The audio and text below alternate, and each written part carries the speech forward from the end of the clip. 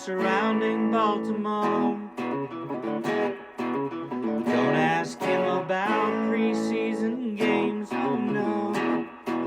Stuffing things in Griffin Basso. Despite it being on the internet, he can call it what he wants, so Glenn Clark Radio. Glenn Clark Radio. Glenn Clark Radio.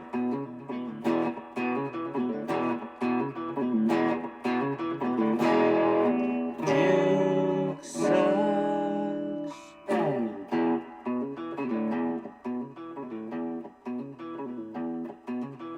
Turn to their bullpen for the bottom of the sixth. Oh, that ball is shot. Will it stay fair? Better it will. Right inside the pole, a ringing shot deep into the Chicago night for Gunnar Henderson. Number 3 on the season. The Orioles double the lead. Boy, you want to talk about loud. That was loud by the kid right there, folks. His 3rd long ball of the year. His 7th RBI. And the Orioles up 2-0 here in the top of the 6th. Yeah, and that was all they had in them. But thankfully, it was enough. Oh, hello, a little more Chris doesn't hurt anybody.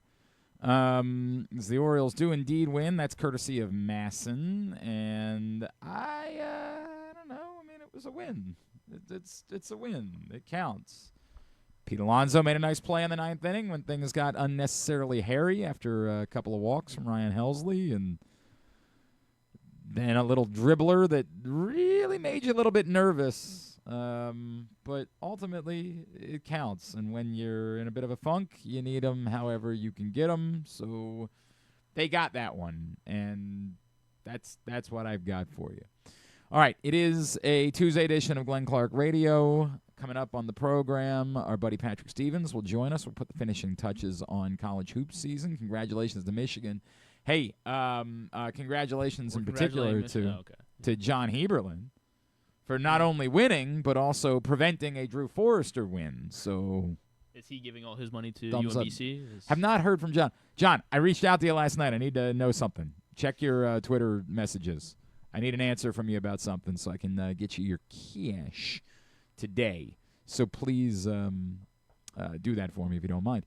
But congratulations to John. Congratulations to Michigan. We'll talk about that. We'll talk about the Loyola legend Michael Malone being the new head coach at North Carolina. Sure.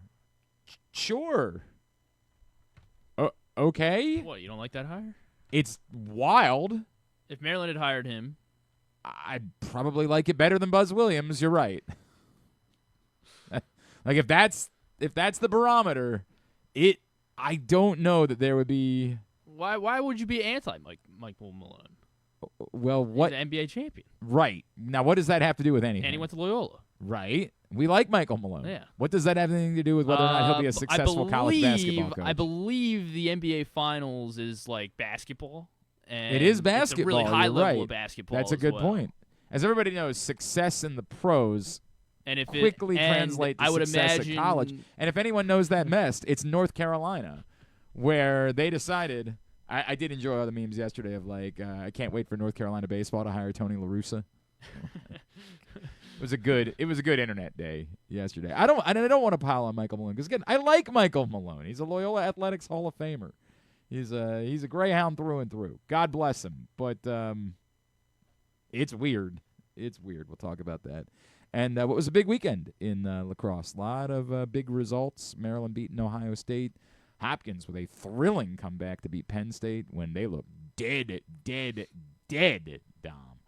And we mentioned yesterday Loyola with a blowout win over Boston University.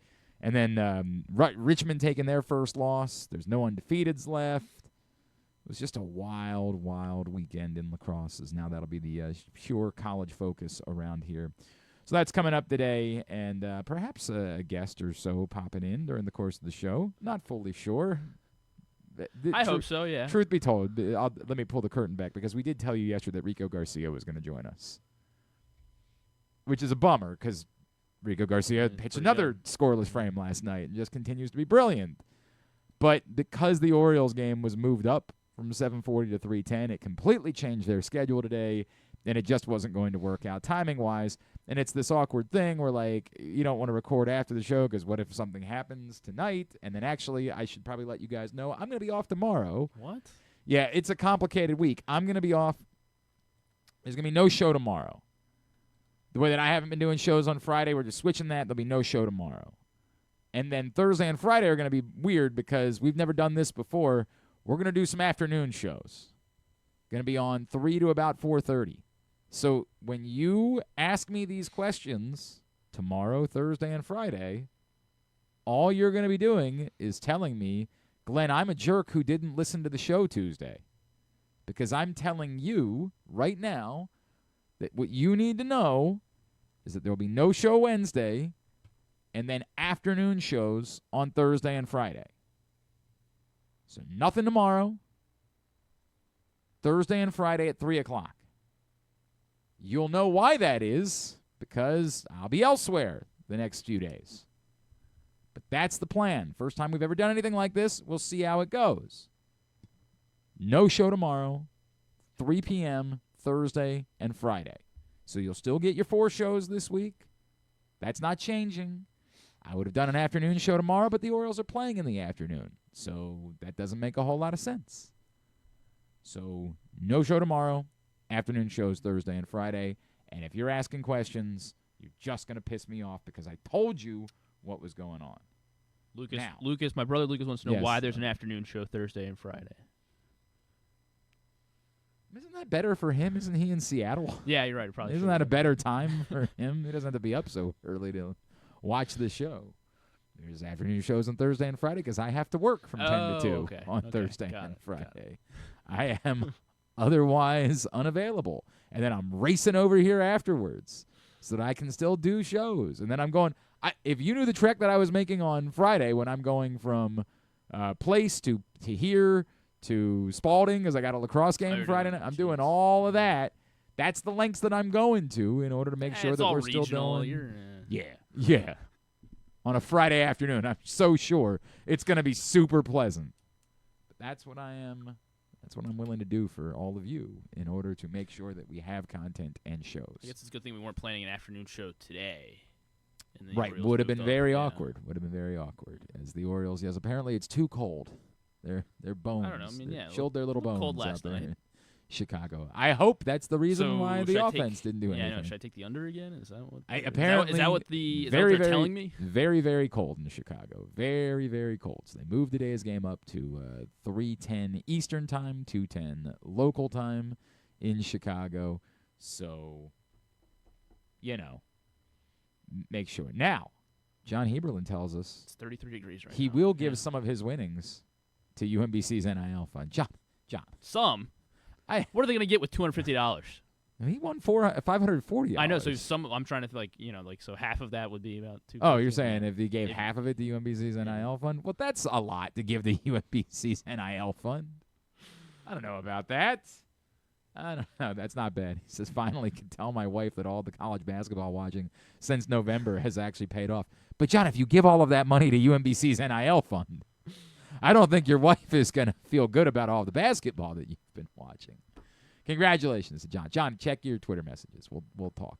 But very happy for him, and it prevents Drew from winning. So a win-win is the way that I like to describe it. Back to the Orioles. Why do we have Doppel? You'll see when you pick them up. And I made a mistake on one of them. I see. You printed it on the back of a photo of another gentleman. Who's that? Who is that? You don't know who that is? That's our friend. That's a friend of the show, Trevor Rogers. That's Trevor? Yeah. Oh, yeah, it is Trevor. That's Trevor Rogers. Yeah, you're right. That is Trevor. Yeah, I accidentally printed, or I guess he was on the second page of the document that I've been printing these faces off of, and I forgot to, or I didn't realize it until after. Brandon Young, the emergency spot starter. I guess not emergency. I mean, they kind of had to know it was coming. It wasn't like they had another pitcher planned, and then that pitcher got hurt.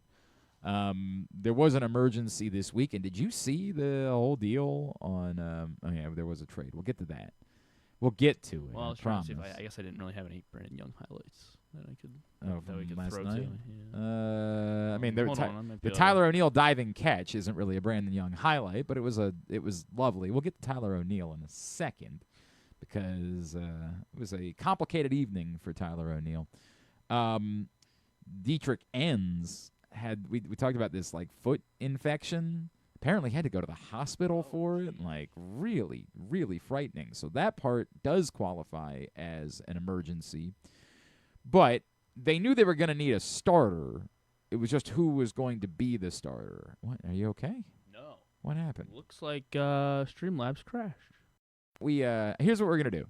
For those of you that have been listening on audio, we're just going to pause for a second, try to get this squared away, and then we'll be back. All right? Just give us a short break, and we'll be right back. My sincerest apologies. I tell you what we'll do. We'll play Chris's song on repeat until we're back.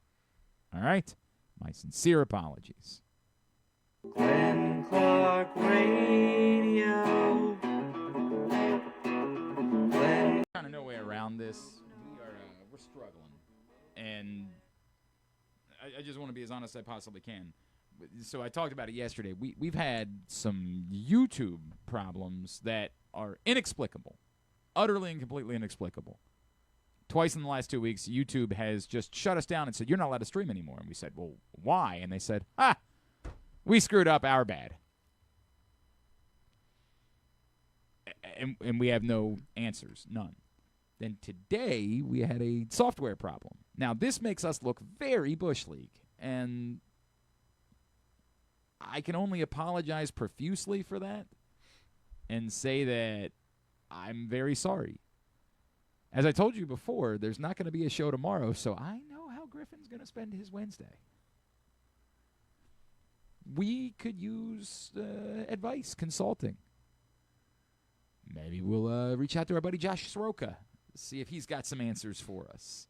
Because clearly what we've been doing ain't been working, and there's no real easy explanation for it. It's nice because we have this software that we use in order to send to multiple places, which is good. And the back end, so that Griffin can put stuff up on the screen for you to see. It's fairly user friendly. We all know how to use it, and we like that. But it does this wacky bit where it just doesn't work, like once every couple of weeks. And is that related to the problems that we're having on YouTube? I don't know. I have no idea, because no human being exists to answer the questions. You just can't. There's no way to talk to a human being. You can talk to an AI, but the AI can't help. This is life in 2026. And little mom and pop shop over here makes life really, really difficult. So, sincerest apologies. We're going to attempt to press on. We're going to attempt to see if we can't go hitch-free. At least we had a stacked group. At least the Orioles didn't change the schedule and screw up our guest schedule for the day. At least we had a stacked group of guests for you on top of that. Everything going swimmingly over here. As you can tell, I'm not panicked at all. This is the voice that I use when I'm very happy. When I'm very happy, I speak like this because I'm so happy about how everything is going.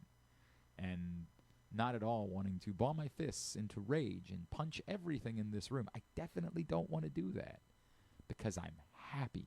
I found a Brennan Young strikeout. Do we want that? Or?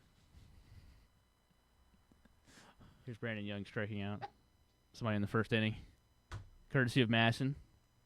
Pitch. Oh, F off. Not Brandon Young. Not Brandon Young.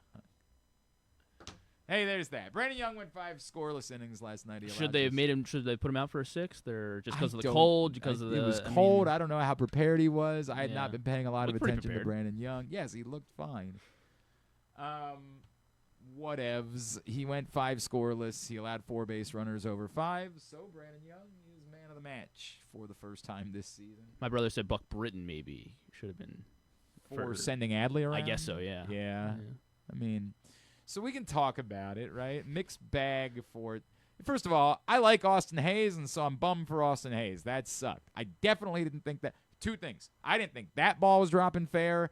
I didn't think Gunner's home run was fair. I thought they were both foul balls for sure. So Game of inches, they say. It's something I just came up with, actually. It's what baseball is. It's a game of inches. So on the Tyler O'Neill one, it is absolutely infuriating, and I am with everybody that has this opinion. This clip is not going to show O'Neill, unfortunately. Oh, okay. But it is infuriating. By the way, it looks like Adley would have been out had the ball been caught at the plate. So I don't know if we credit Buck Britton as man of the match because he kind of got lucky that the ball wasn't caught at home plate. Absolutely unacceptable that Tyler O'Neill is only standing on first base there. Unfathomable. And it goes back to a conversation that we've had a few times about Manny Machado. I don't know. Manny never stood in the batter's box and didn't move. No, he jogged. Yeah. He didn't run it out, and that's the part that's frustrating. And he was also Manny Machado. That's the part. It's the thing, again, from a football perspective, not from a garbage human being perspective. It's the comparison that I make to Brett Favre, right? Like, Brett Favre was going to throw a lot of interceptions, but you were going to deal with that because he was Brett Favre. He was going to throw a lot of interceptions. He was going to allegedly steal a lot of money. Like, that's what Brett Favre did, but he was Brett Favre. You dealt with it. And that was always what I said about Manny Machado. Did I wish that Manny Machado ran hard out of the box every time? Hell yeah, I wish he did. But I was going to put up with it every time because he was Manny Machado.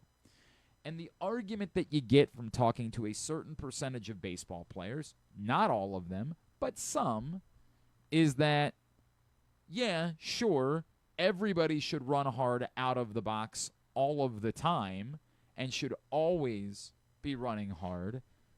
But the truth is, these guys know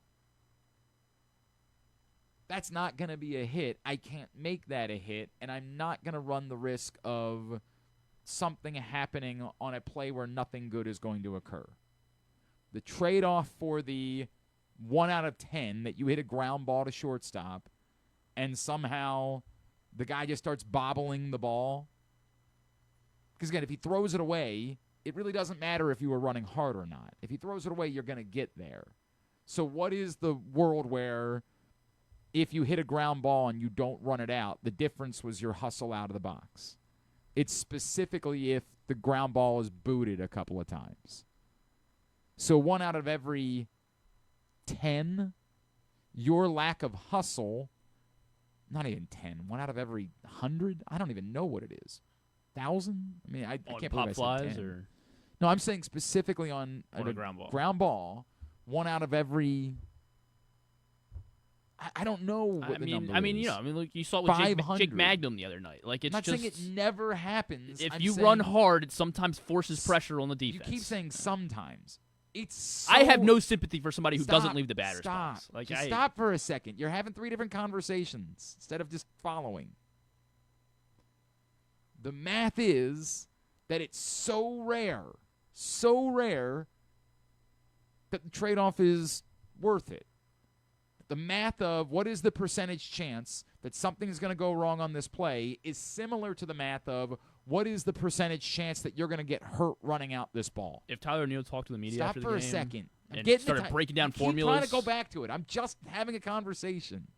I promise. We'll get to Tyler O'Neill. I promise. That is the argument that a specific percentage of veteran baseball players will make. And they're probably right. The likelihood of something happening on a ground ball that would end up making it a difference if you would run it out or not is probably pretty similar to the likelihood of you get hurt in the process of running out a ground ball percentage-wise.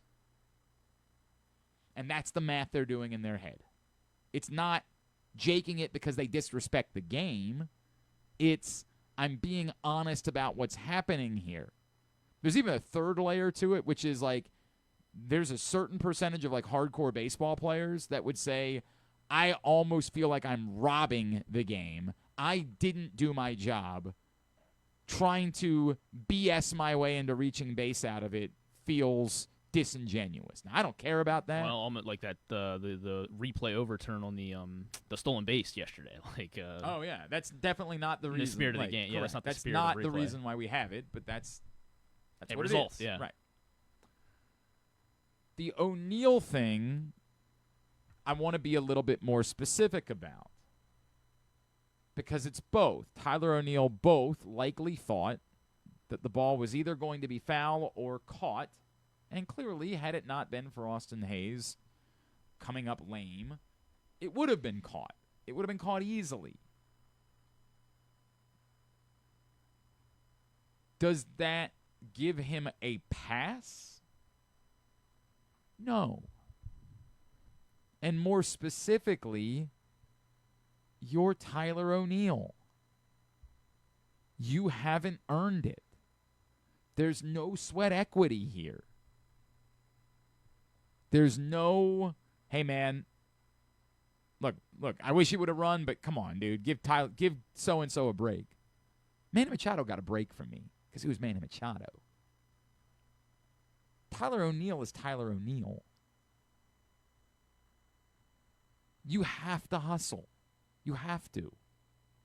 You have to earn that respect. And the second layer to it is the more important layer. That part of why Tyler O'Neill is allegedly here is to be the veteran who sets the tone. And the stuff that we talked about yesterday, and Jeremiah Jackson not playing first base correctly on a bunt, this is the type of stuff that the Tyler O'Neills of the world are supposed to be showing to the Jackson Holidays when they're here, Colton Cowsers, Dylan Beavers. This is what we do. We put in immense effort all the time. Doesn't matter what the weather is, doesn't matter what the result is, doesn't matter what the score of the game is. We are putting in effort. And so, yeah, I'm as frustrated as everybody else is. And I think it goes back to, like, when it's funny because I asked Buck last week, what should we be looking for in a new manager? And the word that he used was consistency. And, like, that's a broad term that I don't think defines exactly what you need from a manager. I appreciate that Craig Albernaz isn't, he doesn't believe he's going to, showing up his guys isn't his concern. And, he said afterwards that he would, we're going to talk to Tyler about that. Okay. Does it happen again? 3 days from now, do we see another guy who isn't hustling out of the box? Does this happen again? I certainly don't think Craig Albernaz suggested to Tyler O'Neill, hey man, if you hit a pop fly down the left field line and it looks like it's going to be caught, don't run it out. I don't think that's what the message was from Craig Albernaz. I think that's on Tyler O'Neill. And if Tyler O'Neill screws up, I think Craig Albernaz has the right to come over to him and say, bet you feel pretty dumb about that, don't you? Yeah, Skip. I know. All right. That's the end of that. And as long as it doesn't happen again, or as long as Dylan Beavers doesn't do it in 2 days, or someone else, then that's that. If we keep seeing it, then to me it's a reflection of the manager. And I know there's a broader conversation there about what managers are and aren't allowed to do in baseball in 2026, and not yelling at guys and not being in their faces and not being demonstrative and all of that sort of stuff. You're sort of just there to be the guy who knows what the analytics say, and here's the guy that I put up at the plate at this point because the data tells me that that's what I do. I understand that's what the role of a manager has become in 2026. But at the same time, that's not acceptable to me. And I'd like to hope that it's not acceptable to anybody else. For now, it's on Tyler O'Neill. He's got to know. He knows. He was frustrated. That was stupid. He looked like a horse's ass. Fine. Don't let it happen again. And it needs to be a message to the rest of the team that it's not going to happen again. And that's where, to me, and if it happens again, you're sitting. There's got to be some sort of message. And I understand when somebody's a millionaire, it's very difficult for any of these messages to actually matter to them. And there are guys that you wouldn't do this with. Guys just said, that's Manny Machado. Manny Machado does so many things so well that when he doesn't run out a ground ball, it's not a, hey, next time you do that, you're sitting down. Because then you're just hurting yourself. But for Tyler O'Neill, he's not so much better than the next option. If this is who Tyler O'Neill's going to be, he can sit. Period. I hope it's the only time we ever talk about it. I hope it's the only time it ever occurs. I no reason to think this is the story of Tyler O'Neill. He certainly does not have a reputation as a guy who, doesn't give it his all. Well, short of hitting like 5 home runs this week, I think he's going to be on my bottom 3 next week. I mean, he also made a really great catch in right field. Good. He should have ran out. He cost them a run. He cost them like that. He's scoring on that Mountcastle single the very next play. I understand that. Well, maybe not because he doesn't run out, plays. So it's not much of a. He's not a very particularly fast runner to begin with. Adley scored from first on that play. I understand. Come on. I understand that Adley scored from first on that play, and I think Tyler O'Neill should have been running. That's. I agree on that assessment with you on it. Adley was basically home while O'Neill was still in the batter's box. No, that's not true, but I understand your frustration. I understand it. I'm giving it to you. Unquestionably, should have been running and should not have only been on first base. Agreed on all accounts.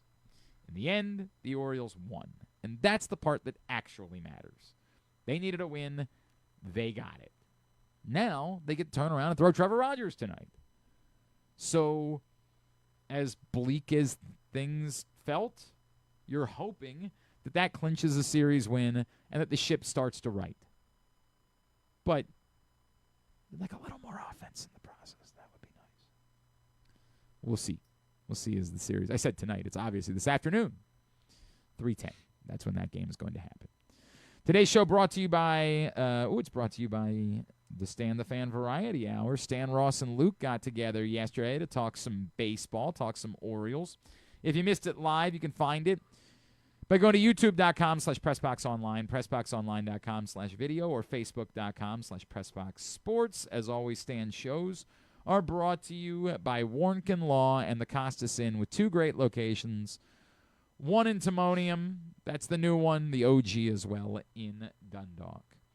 Lot of discussion, lot of hullabaloo about Lamar Jackson from the national media yesterday.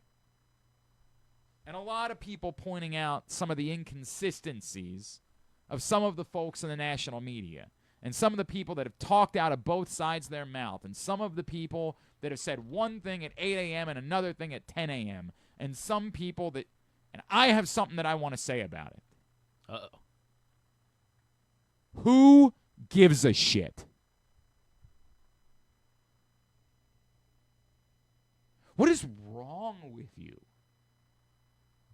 Why do you care what Dan Orlovsky said at 8 o'clock a.m., at 10 a.m., at 12 p.m., at 3 p.m., at 9 p.m. about Lamar Jackson being at a team workout?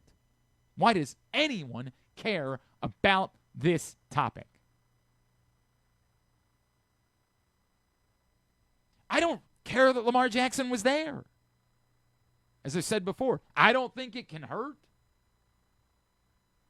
I don't think it can be a bad thing that Lamar Jackson's in the facility. But does it matter to me whether Lamar Jackson is doing wind sprints in Owings Mills or whether he's doing wind sprints in Pompano Beach? Not really.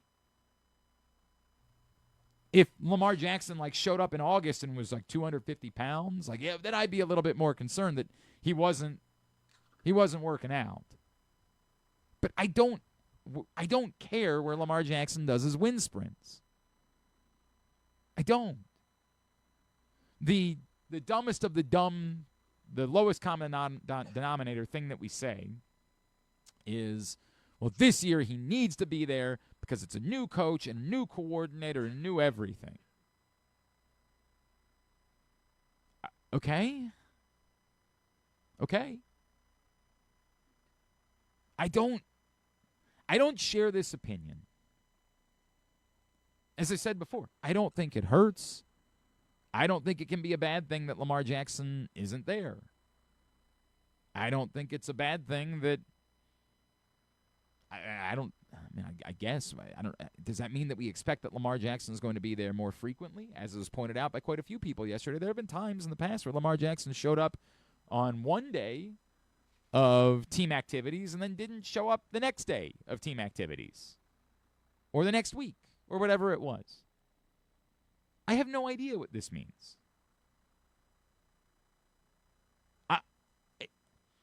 If Lamar Jackson is purposefully not trying to get to know the Ravens playbook, that's a problem. But the Ravens aren't on the practice field this week. They're just doing wind sprints. This is part of sort of the conversation and the dumbness of the conversation. That doesn't mean that while he's in the building, he's not having the conversations with Declan Doyle. He probably is. Or maybe. Or maybe they're not doing that this week. Maybe they're saving that for another week. I don't know. I don't know that learning someone's offense when you're Lamar Jackson requires you to be... By the way, Lamar Jackson and Declan Doyle are the same age. I don't know that it requires you to be sitting down with like your mentor rubbing your back. Hey, bud, so split 2Y banana, you get it? I don't think it requires that. So I'm not worked up about this. And I never will be. And I don't care what anyone's opinion is about the subject.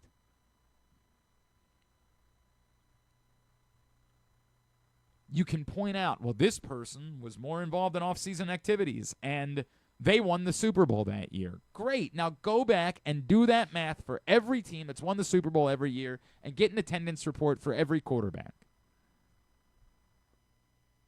And report to me how obviously the only way to win a Super Bowl is if your quarterback is there for every team activity throughout the course of the offseason. You won't. I know you won't. But it can't be a bad thing. I keep saying that. I've said that 100 things. Like a ball might, times. ball's going to accidentally be thrown from Lamar to Zay Flowers, right? Maybe. There's probably a new concept or two that we at least can know they're thinking about. Maybe. And maybe with the fact that I feel good about it is that Lamar being in the building means hopefully there's some sort of discourse between him and Eric DaCosta, I guess, right? Maybe. And then and that could lead to a new contract. Maybe. It's all a giant maybe. It's a bunch of, we don't have anything to talk about right now, so we're going to talk about this. Well, yeah, like football. That's what it is. There's no roster moves to be made. The draft's still a couple of weeks away. We don't have anything new to talk about today, so now we're going to harp on Lamar Jackson being in a facility. This is the appropriate way to report about Lamar Jackson, a video of Lamar Jackson walking into a building yesterday. Okay. Oh, there was also a video of him running around, as you said, running around, yeah. Well, he was doing pull-ups, too. Okay. That's it. That's it. But I get it. The way this works is we have to say something louder than that. We have to all be assholes about it. We have to all say the loudest, dumbest thing that we can possibly say. And that's the reason why I don't work at those places, because I just don't have it in me to do the loudest, dumbest thing. Am I happy that Lamar Jackson's at the facility? No, I don't care. Would I be angry if Lamar Jackson wasn't at the facility? No, I wouldn't care. I care about whether or not Lamar Jackson plays football in September, plays well, wins. That's what I care about. It's the only thing I care about. I know that some people want to try to tie winning in September is based on whether or not you're there in April. Well, what does that mean for all the times Lamar Jackson wasn't there? Because they did an awful lot of winning in September. And if you're trying to suggest to me that this is the difference as to whether or not you can win in January, I just don't have it for you. I don't. To me, I don't know how Lamar Jackson's presence in April has anything to do with, like, for example, whether or not Tyler Loop makes a kick at the end of a game in Pittsburgh. How are those two things related? I'm not. I don't think that there can be a negative. If Lamar had been there last April, Tyler Loop would have known, Lamar cares. Okay, and so then he would have tried harder. Yeah, he would have tried harder. He would Right. That's a good point. When you put it that way, yeah. It is a game changer. Now that I think about it a little bit more, it's a total game changer. This means Tyler Loop. And we got a new punter, so it's good that the punter and Lamar are getting acquainted. No idea if that guy's the punter or not. He's just a guy who punts that they brought into the building. What's his name? Luke something? Or I don't remember. Urker something's doesn't end with a GA. Yeah, it's not a rise, but it sort of looks like a. I have no idea if he's the punter or not. He's just a guy who has punted, and so Luke Elzinga. Sure. Wasn't that? Didn't we watch him on The Big Bang Theory? Elzinga. I never watched an episode of that show. Here, there's a 2-minute highlight of him punting. Nope. Yeah. Nope. Yeah. All right. Nope. Sure, if you insist. Nope. Not doing that. Can do a lot of things around here, but we're not gonna do that. Let's just see where this one lands. Mm-hmm. Lefty. Neato, gang. Neato. Look at that. Fair cash. The other story from yesterday was the story that Dexter Lawrence perhaps wants out of New York. And that is mildly interesting to me, based specifically on this. I hope as the Ravens have been making their offseason plans, they know what the answer is on Nnamdi Madubuike. I don't really care that we don't know what the answer is. I hope they know what the answer is. Because if they're basing it around, well, maybe we're going to have Nnamdi Madubuike, then I wouldn't be aggressive to perhaps go pursue a Dexter Lawrence. They're basing it around we think we're going to have Nnamdi Madubuike, then I wouldn't be aggressive. But if they don't have, like, significant reason to feel that way, and I know all the tea leaves have been about how optimistic they are, if they don't have genuine reason for that amount of confidence, then I do think this is a different conversation. I always assume that they're not going to be the team to make an aggressive move, but it is complicated given the Nnamdi Madubuike picture. Come back in, put the finishing touches on college hoops season and Michigan's title. Plus, we'll talk some lacrosse as well with our buddy Patrick Stevens. That's next. It's Glenn Clark Radio. Hey Birdlands, Family Sundays presented by Empowering Education are a day full of fun for kids of all ages. Before the game, meet the Orioles mascots, grab autographs, and watch the kids take the field for the national anthem. During the game, kids take over with kid-friendly music and inning breaks, kid guest splashers, and more. After the final out, stay for Kids Run the Bases presented by Wise Markets, where kids 4 to 12 can run the bases just like the pros. Bring your whole fam to the yard on Sundays. Visit Orioles.com/Family Sundays. Your car is more than just a ride. It's an investment. At Leading Edge Auto Body in Mount Washington, we've spent over 20 years perfecting the art of repair. From high-end imports to your trusted daily driver, we handle all makes and models with elite precision. Our team holds the highest honors in the industry, including ASE Master, iCar Platinum, and specialized aluminum certifications. We make it easy with free towing, pickup, and delivery because at Leading Edge, customer satisfaction comes first. And remember, with insurance, it's your car and it's your choice. Choose the experts. Leading Edge Auto Body. Quality you can see. Service you can trust. Go to leadingedgeautobody.com today. The weather's getting cooler, so when you and your family are picking out a place to dine, be it lunch or dinner, let's make it nice and easy. Now, with 2 great locations, the Costas Inn remains your #1 destination. Whether you want to get steamed crabs and the full Costas menu out at the original location at 4100 North Point Boulevard, or sample the complete menu minus the steamed crabs at the new location above the grandstand at the Timonium Racetrack, Costas is your place to go. Check out the website costasin.com for a look at the menu, and if you want to plan that crab feast, call 410-477-1975. The Costas Inn. Gambling can be a fun and entertaining experience, but there are risks involved. If you're planning on betting on the game at the casino or on your phone or computer, know your limit, stay within it. Set a budget and a time to stop. Remember, gambling isn't a financial solution, and it doesn't mix well with alcohol or drugs. Know the risks and have a plan before you begin gambling. For free and confidential services, call 1-800-GAMBLER 24/7 or go to helpmygamblingproblem.org. This is Byron Warnken. If you've been injured in Maryland, you know you need a great lawyer. Look no further than us, Warnken LLC. You've seen my picture on billboards around town. You've seen me on TV. Now I'm lucky enough to get to be here with Stan. Please give us a call. 443-RESULTS. It is not just a phone number, it's a mission. 443-RESULTS. Or visit us online at warnkenlaw.com. That's WARNKENLAW.com. Make the most out of every day in your Toyota RAV4. Available in hybrid or gas-only models. A RAV4 can get you where you want to go in style. Check out buyatoyota.com for deals on new RAV4s from your local Toyota dealer today. Coming back in here with Glenn and the other guy, Garrett, whatever his name is. You know who they are. All right, back in here on GCR as we continue along on a Tuesday edition of the program. Today's show brought to you by CountySports.Zone, proudly sponsored by your local Toyota dealer and buyatoyota.com. Everything you need to know about high school baseball, softball, lacrosse, all the spring sports. Every school, every level, all throughout the state. You can find it right now by going to CountySports.Zone. Again, proudly sponsored by your local Toyota dealer and buyatoyota.com. InsideMDSports.com reports that Josiah Harper and Nick Blake, the son of Steve Blake, have decided they are going to enter the transfer portal.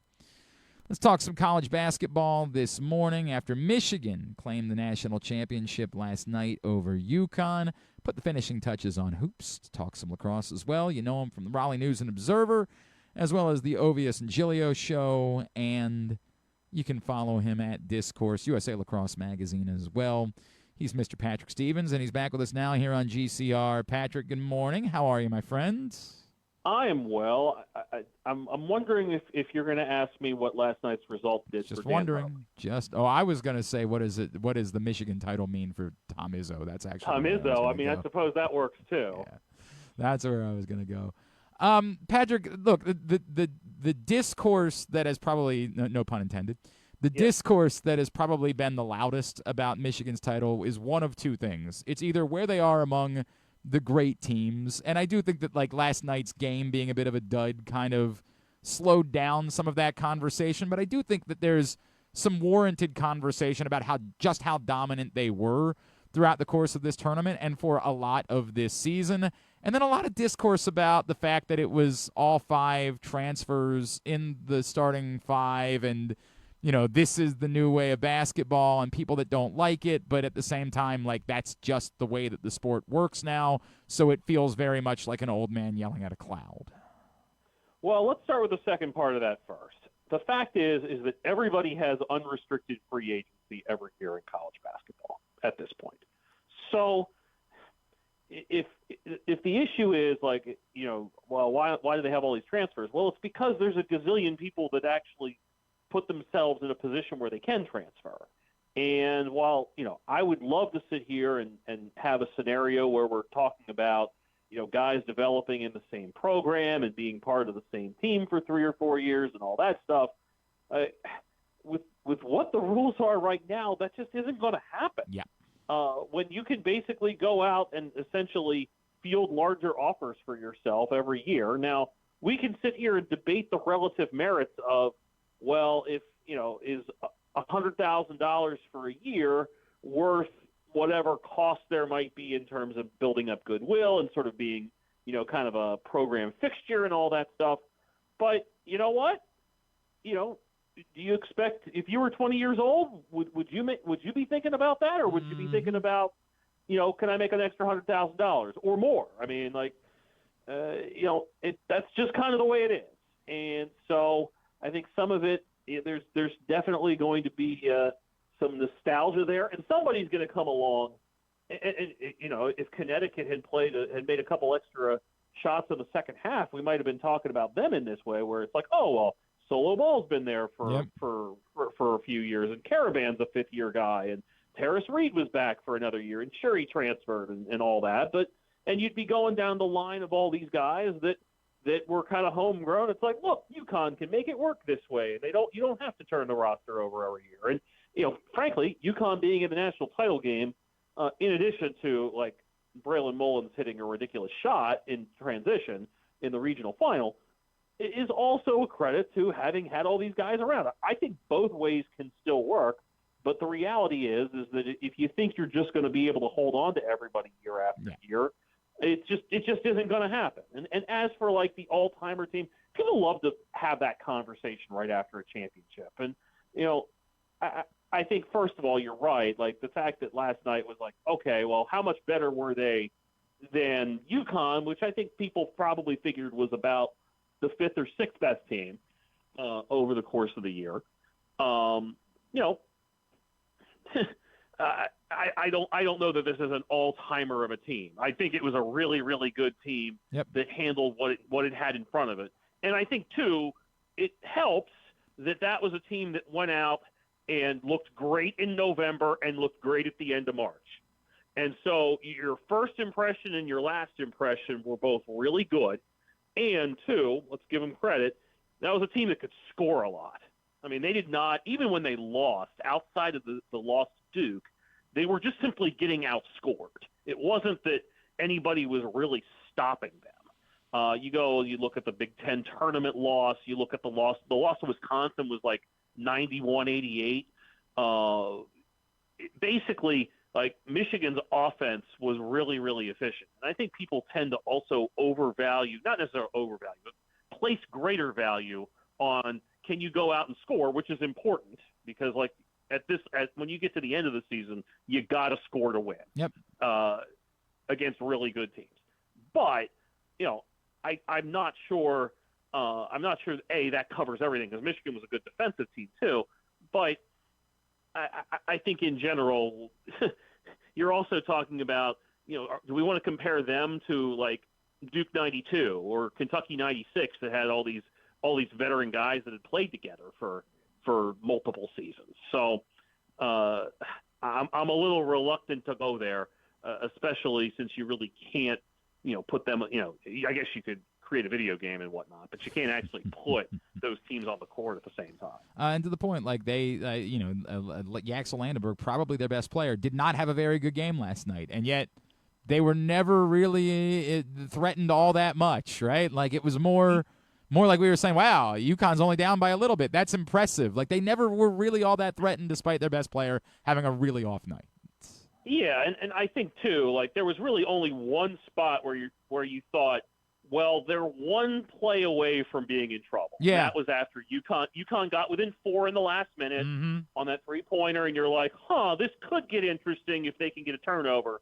And instead, Michigan went down, made 2 free throws, and then Connecticut had a long possession for what it needed right there, and Michigan defended really well, and that was basically that when they missed a shot. So, end of the day, that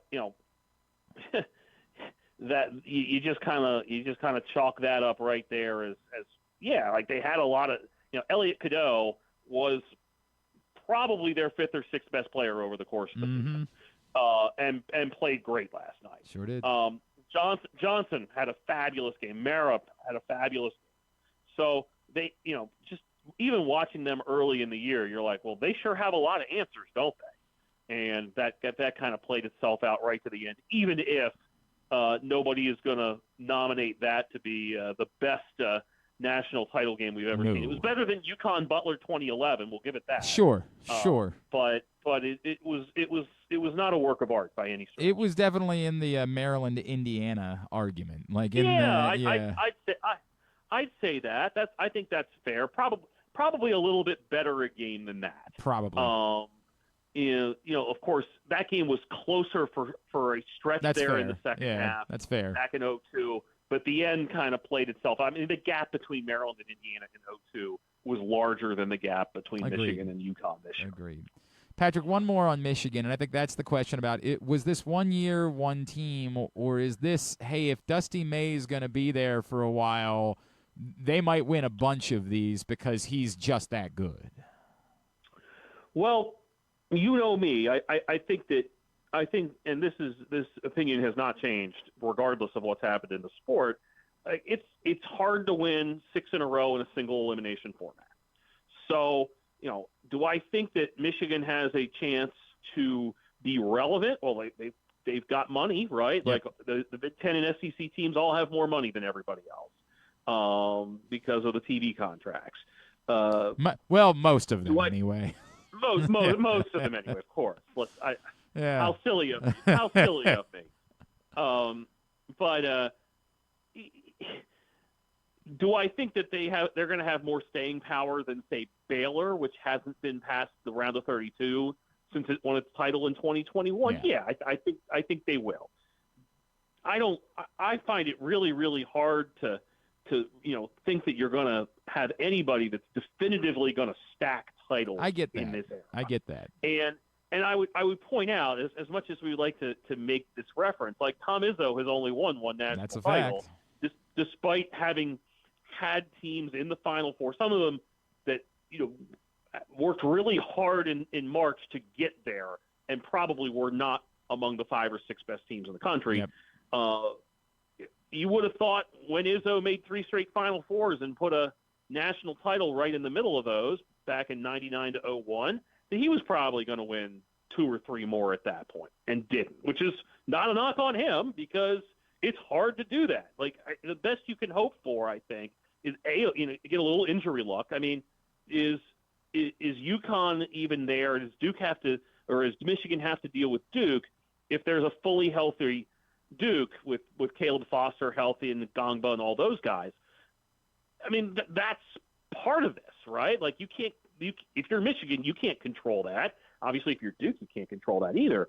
You don't know who's going to end up having a little injury luck, who's going to end up having a little bracket luck along the way. Although I will point out, I'm not sure Michigan had a ton of bracket luck other than getting to face a 6th seed in the Elite Eight. The way that you described it obviously is the more appropriate way. To me, it's more like I just can't help but notice that this dude has now gone to a Final Four at Florida Atlantic and won a national championship in just 2 years. I mean, I just think that this guy might be proving that he's different than your average coach, if you will. Yeah, I mean, there's nothing wrong with saying that. Do I think we'll see Michigan back in the Final Four again sometime in the next 3 or 4 years? Yeah, I do. Yeah. But the vagaries of being able to stay healthy, of hitting into poor, they hit on everybody. Yep, you're right. I mean, I'm sorry, you can sit there and go, oh, they were great, and they were, but you're probably not going to hit on everybody every single year, and you've got to figure out a way not only to hit talent-wise, but you've got to hit in a way where people are willing to play off of each other, as opposed to you have to avoid selfish players, and to be able to do that year after year, not necessarily easy. And by the way, the portal opens up today and unrestricted free agency begins today. But, Michigan probably, even with the resources that they have, probably isn't as well equipped to dive right into that at this very moment than a bunch of teams whose seasons ended a week or 2 ago, because they've had other things on their plate. And I know everybody has, we got people working on the portal. That's great, but let's face it. You're not marshaling all your resources towards this. To continue an analogy we made last week, it would be as if free agency in the NFL began the day after the Super Bowl. And you would say, well, those 2 teams playing in the Super Bowl probably haven't been completely focused on what they're going to do, with their offseason, because they've had more important things to worry about. So curious to see what happens with Michigan. It's interesting, that was one of the things that I remember talking to Chris Carrawell from Duke about last summer in our Blue Ribbon interview, where he's like, look, we were playing until the last weekend. We really didn't have much time to be dealing with portal stuff and thinking about stuff, which is why they didn't have a whole lot to show for it in there. But, clearly starting it later will help those teams that play deep into the tournament. But I still think there's a slight disadvantage that you're more than willing to take if it means you're playing on the last day of the season. I think that's the case. Patrick Stevens with us here on GCR. Let's cover a couple of other big topics. Obviously, last week we were talking about North Carolina. Tommy Lloyd could not have played that any better. Gets the deal from Arizona. Their pivot, one that I definitely didn't see coming, Loyola legend Michael Malone. There's a lot of, some that think that they kind of panicked and some that what do you make of this? Because it really did come off as a bizarre hire to me. So a couple things. One, it's fascinating to me, and this has gotten worse, I think, in the portal era, where athletic administration and even above them view coaching hires as a race. And the thought of wasting a single year is simply verboten. And so if you're North Carolina, are you trying to make the best possible hire you could possibly make, or are you just trying to make a hire? Now, you're hiring a guy that won an NBA title a few years back. So it's not as if you're getting somebody that can't coach. But he's also somebody that hasn't coached in college in 25 years either. I was texting with a friend of mine. We were joking about, Larry Brown is plenty available, and he'll probably break the 2 or 3 remaining rules that the NCAA has. Right. But he could coach too, and he would have happily come on down to do this. Kind of weird. Feels like a bit rushed, especially since you knew, that at least as of Friday, that your top target was still around. So it seemed like a little rushed. Who knows how it works out? I mean, that's one of those, the record of these NBA coaches coming into the college game is spotty, let's say. You have some guys that bounce between the two, like Fred Hoiberg's a good example of somebody that has come and has enjoyed a bit of success coming back to the college game. But it's not hard to think of guys that it's like, how much of an adjustment was this for you? Were you really ready to do this? And are you ready to do things in a college that fits the college game as opposed to, well, I'm just going to transfer everything I've done in the NBA into this? No idea how this works for Carolina. Could be a scenario where somebody else is it could be like the exact pro model, right? Where you have the GM and they go and hire all the players and sign all the players, and then this guy coaches them up, and they're really good again pretty soon. Or it could be somebody that's a fish out of water. So totally interested, but also kind of guessing. It's a dart throw as to exactly how that's going to work out in Chapel. It appears as though the 76 teams is happening based on all of the word that came out of Indianapolis last week.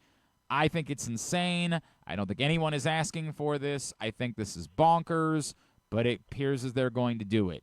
Will it be more damaging to the tournament than is being discussed, Patrick? I am so convinced that the brand of the tournament is as much about college basketball as it really is about the concept of filling out a bracket, that it's just something that all Americans can do. It's how fantasy football lifted the NFL at a time that the NFL was not king in this country.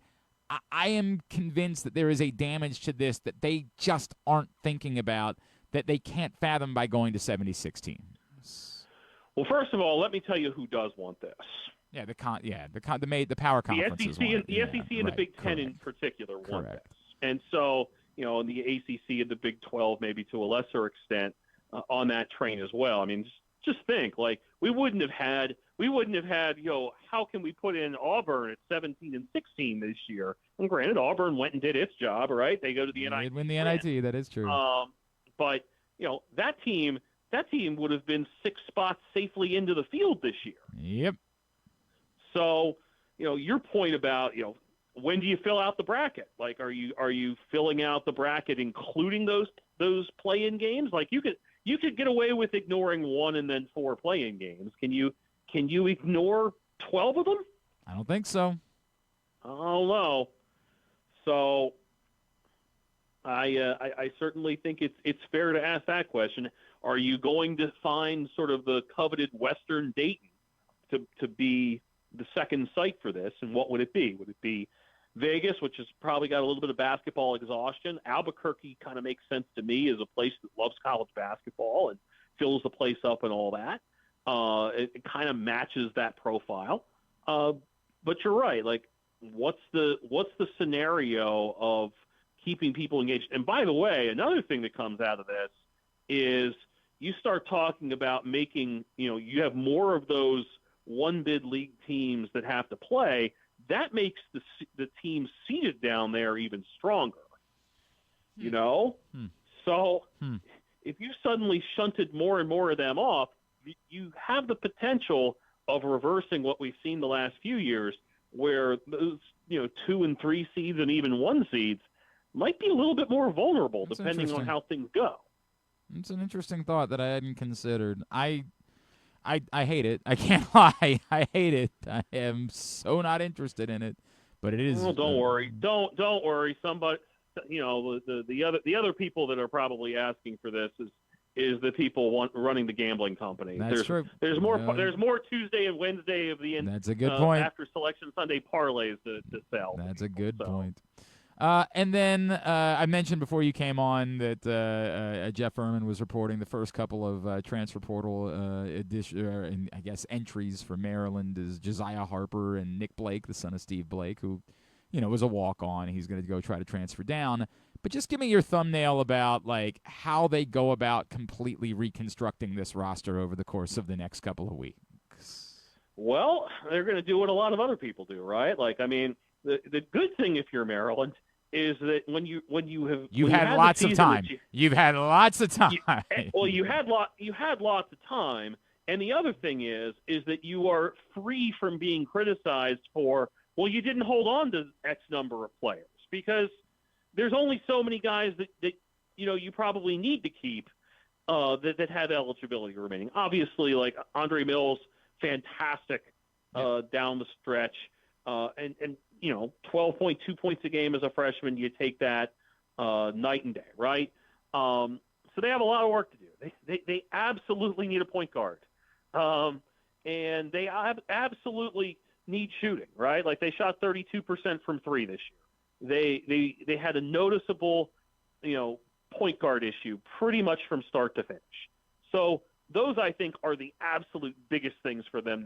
Those are 1 and 1A on the shopping list.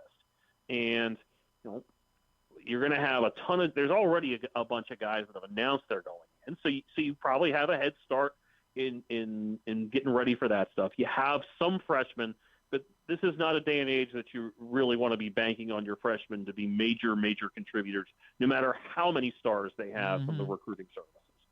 So it is very clearly a significant 2 or 3 weeks coming up here for Maryland, just because you can't afford to have what just happened occur again. It's not as if, I can give you 20 million reasons why it's not a coaching for your job season for Buzz Williams. But if you put up 2 stinkers in a row, it's already pretty clear that your fan base is going to tune you out. And for a school that doesn't sell enough football tickets to begin with, if basketball goes down the drain, it makes a bad situation worse. Well, if there's good news, their lacrosse team is good at winning overtime games. Yeah, it's a dicey situation down there. First of all, what a great story that was for Riley Reese, the son of Kathy Reese, the women's coach down there, Brian Reese, who played on 3 national finalists back in the 90s, had a couple seasons lost to injury. Really savvy play, like a son of a coach play, to kind of leave himself right there on the crease with a pole and be able to take that pass from Eric Spanos, deliver the winner against Ohio State. But I would also tell you that after the game, I don't think I have seen John Tillman as disappointed after a loss as he was on Saturday, because he knows, like, they scored 2 goals in the last 3 quarters, and that just is not going to cut it for what they want to be. And so I'm really curious to see what Maryland looks like on Saturday against a Rutgers team that's coming off a tough loss out at Michigan. Are they sharper, or do they get dragged into another one of these low-scoring Big Ten games that you know they've had a number of these outings now where they just haven't scored enough. They scored 8 against Ohio State, and it was barely enough. They scored 6 against Penn State. What was it? 9 against Syracuse. Yeah. You know, you kind of run through it like the issue is you're not scoring enough, and so they need to figure out a way to get more out of that offense, or this is not going to be a team that makes one of those typical Maryland postseason runs and gets to Memorial Day weekend. I will say that given what they've done over the last month or so, they've at least put themselves in a spot where they're right around the edge of the field. Mm-hmm.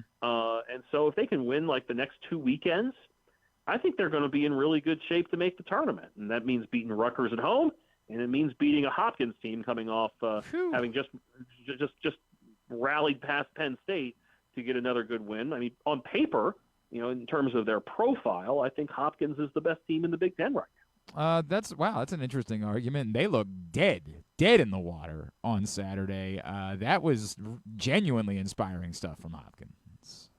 Yeah, you got to give them credit for having been able to figure things out enough to, you know, come back and after a really, you know, miserable first half or so to win that game. And so, you know, Hopkins now heads out to Ohio State. That's an Ohio State team that's scored now, I think it's 33 goals over its last 5 games.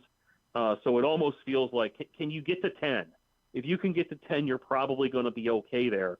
But, you know, life in the Big Ten is such that getting to 10 is not an easy task for anybody, it seems. And then I saw you for a minute over at Loyola on Saturday, and while I thought they were capable of beating BU, I did not see that coming whatsoever, and they move into first place. I don't think that anything is a given for them down the stretch or easy, but, you know, it's certainly a better place to be than they were a year ago at this time.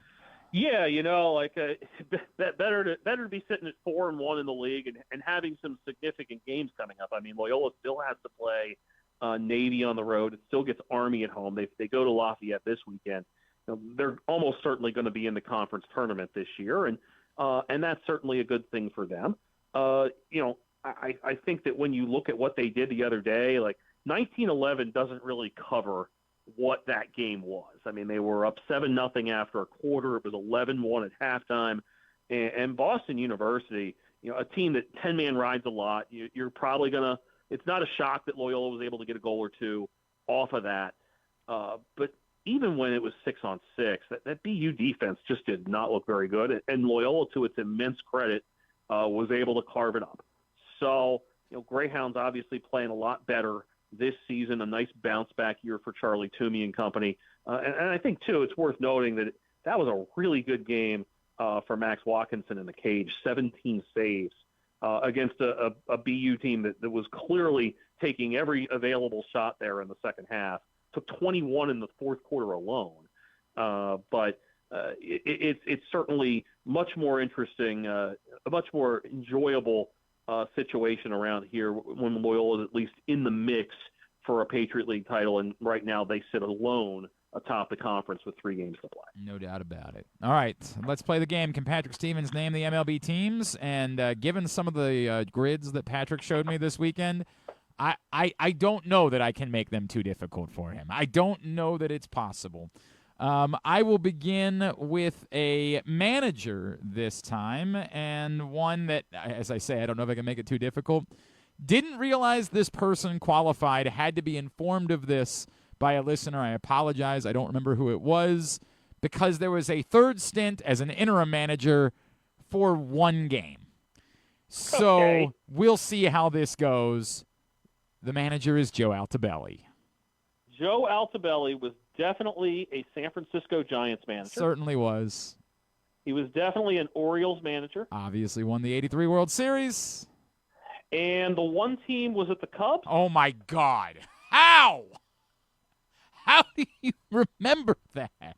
All right, then I don't feel bad at all about what I'm about to do to you because I thought this guy was way too difficult. I said, there's no way, I'm being absurd. 4 teams for someone who I can't believe was ever an All-Star. But not only was he an All-Star once, he also once finished in the top 5 of Rookie of the Year voting. A pitcher, Jair Jurgens, is next on the list. Oh, gosh. Okay, well, we know Atlanta, right? Obviously Atlanta, yes. Okay, and everything else is kind of a mess here, of course, yes. right? Very much a mess. 2 different, combined between these other 3 stops, 11 appearances. Oh, okay. Colorado? Yes. How? How do you remember Colorado in 2014? Okay. Let's see. Where else was he? How many games, by the way, in Colorado? 2 in Colorado. So you have a 2, okay. you have a 7-gamer and a 2-gamer still left on the table. Okay. Well, was he in Kansas City? Not in Kansas City. Okay. I mean, I'm clearly guessing Yeah. at this point. So, let's see. Where else would he have been? Where else could he have been? That feels like the sort of flyer the Rays would have taken. I like where your head's at. You're going to kick yourself for not remembering this, though. Oh, was he in Washington? No. Was he an Oriole? He was an Oriole in Was that 2013. 2 games? That was 2 games. 2 games in What year? 2013. 13. He was an Oriole for 2 games. I actually did remember that because we made fun of that as a pitching acquisition. We said, what? That's the move that you're making to add pitching? He began his career in Detroit, making 7 starts Detroit, in 2007. okay. I was thinking Detroit might have been the answer there. And then nice easy one. Give me the 3 teams for the Hall of no, not the Hall of Famer. Obviously, 3 teams for Alex Rodriguez. That would be Seattle, Texas, and the Yankees. Lacrosse this week. Where are you going to be at? Georgetown, Marquette at 1 on Saturday, and then Maryland, Rutgers around the Beltway at 6 o'clock. Very good. At Discourse, D1S Course on Blue Sky and Twitter, USA Lacrosse Magazine, amongst others. Always appreciate you, bud. We'll talk again next week, all right? Awesome. Take care, Glenn. It's Patrick Stevens with us here on GCR, as he is every week. Just because I was thinking about it, I brought up the 2 names that are already in with Josiah Harper and Nick Blake jumping into the portal for Maryland. Why is Nick Blake leaving? As Jeff Erman explained in the piece that he wrote, it's very much I'm not angry, I'm not unhappy, I just realized I want to play. Yeah. And so he's going to go down to like D2, D3, something like that in order to have the chance to play some basketball. You can't begrudge Nick Blake that at all. Fine. It was neat because Maryland had no local players at all on their roster and no local connections. It was clear that connecting to Maryland was of no concern whatsoever to Buzz Williams when he arrived. And I do acknowledge that it's difficult, like putting together a roster. Sometimes you just got to take the players that you can take. You don't really have the ability to get into the community still. Like, you could have taken anybody. I don't want to go too far with this. I would have played. Yeah. Yeah. Nick Blake at least gave you someone who was a connection to Maryland. Mm-hmm. That gave you bare minimum. When you're up by 20 late in games and everyone's chanting, really, "We want Nick. We want." Obviously, I guess they really weren't even up by get to do 20. that in anything. And obviously, they ultimately. Sorry, when they're down by 35, they chant, "We want Nick." They did ultimately add Seth Allen to the staff, right? But in a graduate assistant role, not even as a full-time assistant, but as a graduate assistant. They ultimately added a former Terp to the roster. So, they did something, but it qualified as bare minimum type of stuff. But Nick Blake was never somebody that was coming here to play. Everybody knew he was a walk-on. It was more ceremonial than it was basketball that Nick Blake was going to be at Maryland, so good luck to him. The question becomes who else might be going. There have been a lot of rumors that Miles Rice could be someone that could end up transferring elsewhere. Obviously there's guys that they're just going to lose because they're out of eligibility. I mean, we know Pharrell Payne says he's going to be back, but he still has to get his waiver in order to be back. We're all assuming that's going to happen because of the injuries, but it still does have to happen. That has to be the case. And I think somebody told me that There's some rumors that Isaiah Watts might be looking elsewhere as well. Look, man, from the group that we saw last year, Pharrell Payne, Andre Mills, end of list for the most part. I mean, if Diggy Coit had more eligibility, you'd be inclined to say keep him around, but he doesn't. Nobody else on that team was somebody that you're like, you got to have that guy back. So anybody else that departs, all good, as long as they are prepared to replace them with legitimate options. And that sort of becomes the question that faces, obviously we know they have Baba and Oladoten and Caden House, sort of the significant pieces of their incoming freshman class. Whatever ended up happening with the kid, I don't remember his name, the 28-year-old that wanted to play. Did he ever end up committing anywhere? Did that ever end up being a thing, or is he still looking for a home? I don't even remember what his name is. I'm gonna find it. I enjoyed our conversation with him he was too. the He was guy. great, and I've already forgotten. Clearly, it was that impactful on me that I remember his name. Jesus, that's a bad look. Just sitting here. Yeah, I know, but I can't right? remember his name A terrible look that is. And I got segments out of that over on WBAL as well. Like I talked about him for a while because we're certainly not going to talk about Maryland basketball. The hell were we going to say about that? Kyrie Walker. Kyrie Walker, thank you. That was his name. Where is nice Kyrie young man. Walker? I like Kyrie.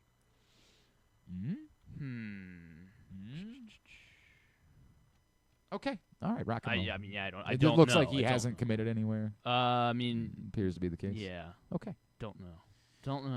Very that was good. his name, though. Thank you. Do appreciate you digging that out. And then a bummer of news because Kaylin Smeichel from the women's basketball team announced that she was entering the transfer portal as well. Certainly seems like a type of player that someone's going to throw a whole boatload of money at, and that's just the way that this works. It's the big machine, if you will, that you just throw a boatload of money at somebody and see if it can't work for you. We'll come back in. We'll touch on a couple of things. News related to the Ravens uniforms, as well as the Orioles did make a trade, and I hope they're all in. I hope Brandon Young enjoyed his time with the Birds. We'll talk about that next. Glenn Clark Radio. This is Stan the Fan. You know we talk all the time about our O's stepping up in the big moments, delivering when it matters most. If you've been injured in a car accident anywhere around Baltimore, that's your big moment, and you need someone who delivers. That's why I'm here to tell you about Warnken Injury Lawyers. They fight for Baltimore families every single day. Insurance companies play games. Warnken plays to win. So call 443-RESULTS. That's 443-RESULTS, or go to warnkenlaw.com. When you need results, it's right there in the number, 443-RESULTS. Your car is more than just a ride. It's an investment. At Leading Edge Auto Body in Mount Washington, we've spent over 20 years perfecting the art of repair. From high-end imports to your trusted daily driver, we handle all makes and models with elite precision. Our team holds the highest honors in the industry, including ASE Master, iCar Platinum, and specialized aluminum certification. We make it easy with free towing, pickup, and delivery, because at Leading Edge, customer satisfaction comes first. And remember, with insurance, it's your car and it's your choice. Choose the experts. Leading Edge Auto Body. Quality you can see. Service you can trust. Go to leadingedautobody.com today. Hey Birdlands, Family Sundays presented by Empowering Education are a day full of fun for kids of all ages. Before the game, meet the Orioles mascots, grab autographs, and watch the kids take the field for the national anthem. During the game, kids take over with kid-friendly music and inning breaks, kid guest splashers, and more. After the final out, stay for Kids Run the Bases presented by Wise Markets, where kids 4 to 12 can run the bases just like the pros. Bring your whole fam to the yard on Sundays. Visit Orioles.com/Family Sundays. The weather's getting cooler, so when you and your family are picking out a place to dine, be it lunch or dinner, let's make it nice and easy. Now, with 2 great locations, the Costas Inn remains your #1 destination. Whether you want to get steamed crabs and the full Costas menu out at the original location at 4100 North Point Boulevard, or sample the complete menu minus the steamed crabs at the new location above the grandstand at the Timonium Racetrack, Costas is your place to go. Check out the website, CostasInn.com, for a look at the menu. And if you want to plan that crab feast, call 410-477-1975. The Costas Inn. Gambling can be a fun and entertaining experience, but there are risks involved.